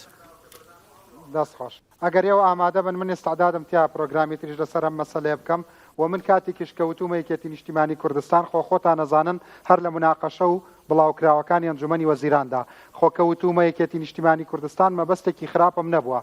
ڕاستە تۆوات نەوتووە بەڵام وا ئەکا بە نەتیجە خۆی خۆ ئیدارەی سلێمانی بەدەست هەدەپەوە نییە ئەی یەکێتی نیشتیمانی کوردستان نییە ئەی ئەگەر تۆ مەبەستە یەکێتی نیشتیمانی کوردستان نییە خۆ من مەسئولم لە سیولە نیە خۆتومە سیولە نیە هۆکاری نەبوونی سیولەکە ئەوە کاری من نییە بەڕاستی بەی شێوەیە دەست خۆش ئەرکی حکومەت چیە کاکڕنج ئەفو ئەرکی حکومەت چییە ئەخر ناکرێ حکومەت بۆ ئیمتیازاتەکان هەمووی بکا بە چاکە و پیاوەتی بۆ خۆی بەڵام بۆ کێشەکان بیخا بەسەر ئەم زۆنە باشە ئەم پارانە بۆ کوێ ڕۆشتووە ئەم پارانە بۆ موچە ڕۆشتووە کە ئەرکی حکومەتە موچەی خەڵکی دابین کە ئەم پارانە بۆ خزمەتگوزاری ڕۆشتووە کە ئەرکی حکومەتە خزمەت گوزاری بۆ خەڵک دابین بکە ئێ باشە کە ئێستا سویلە نییە ئەجا حکومت دەستە و ساندانیشی وڵا حکومت وا بەرم بەڕێوە حکومەتی دەوڵاتە بم بەڕێوە لە ماڵەوە کاکە حکومت ئەبێ بێت بە خەمی سەررجەم کێشە و گرفتەکانەوە بێ بە شێوەیەکی دادپەروەرانە نەک سنوورێ بگرێ و سنوورێ ئێستا ئیشی فراکسیۆنە جیاوازەکانی پەرلەمانە لە پێناوی خانەنشینانە وەکو جارێکی ترێڵەمەوە ئەوان حەقیان نییەوە کێ سەرۆکی حکوومەتە کێ جێگری سەرۆکی حکوومەتە زۆنی سەوزە زەردەنی لێ نازانم سپێچیەوە و ئەوان چاوەڕوانێکی تریان لە تۆ هەیە من کە تۆ پێمەڵی تۆ خۆ بە چیەزانی من ڕاستی پێ بڵم خۆم بە پێشکەشکارێک ئەزانم بەڵام من ڕاستی پێ بڵم من نامەوێت تۆ بێن مناو ئەم مناقەشە حیزبیانەوە بۆیە ئەمیز لەسەرم شاکەم منیشەوە مناوێ بەڵام ئەوەی کە دای مەزران کاکسامی بوو منەڵێم ئێمە هاتوین بۆ چارەسەرکردنی وەڵام من دام نەمەزران تۆ دامەزران لە پەرلەمان قسەیەکی واقعی کاکە ئێوە حەریستر بن وەکو یەکێتی نیشتیمانی کوردستان ئێوە حەریستر بن داوای پرۆژە یاساکە بکەن ئەگەر ئێوە بەڵا کاک شاخەوە لە قازانجیەوە من نایکەم بە ئیمکان بەڵام ئەوە نەی من کاکە ئینجازی تۆیە ئقراری کە ئینجازی بەڕێست کاکە باڵا قرار بێت قوسەکەم بیت ئەزان چی من ئەمە یەکشت بڵێم من ئەمە بمورەت خوا کاگین من ئەمە زانی چی ئەمە ینی تەکیید لەوە بکەمەوە ئەنجومەنی وەزیران ئەگەر تیمەکانی ئەنجومەنی وەزیران پرۆژەکە ڕەوانەی پەرلەمانی کوردستان بکەن ئێمە وەکو پەرلەمانی کوردستان ئەتوانی لە ماوەی یەک مانگە باشە یاساکە دەرکەین لە بەرژەوەندین لە بەرژەوەندی خەڵکی کوردستان هەیە لەسەر شتی ناگرنگتر لەمە شەڕەکەن کۆنگرەی ڕۆژنامەنووسیەکان فەرمو بەیانی ئێوە وەکو مافێکی ڕبعێکی خەڵکی کوردستان ئێوە بەیانی ئەوە بکەن کاگرنج ئێمە کردومانە ئێمە هەمیشە کردومانە پشتیوانیمان کردووە لە هێزەکانی بینەرانی بەڕێز ئەگەر کاک ئاواتی شێخ زەناب سبەینە تەسریحێکی جیاوازی هەبێت کاک دکتۆر ئامان قسەی جیاوازی هەبێ دڵنیا بە ڕوودا و کراوێ بۆ هەموو بیر و بۆچوونە جیاوازەکان ئینشاءالله ئەم مناقەشەیە بە قازانجی ئەو خوشکوبرایەنەم تەواو بێکە چاوەڕوانی تعدیلی یاساکەن و چاوەڕوانی ئەوەن حاصڵاتی عمری خۆیان لە بەشایستەی وەربگرن بەحافیز بەکەرم سەرچاو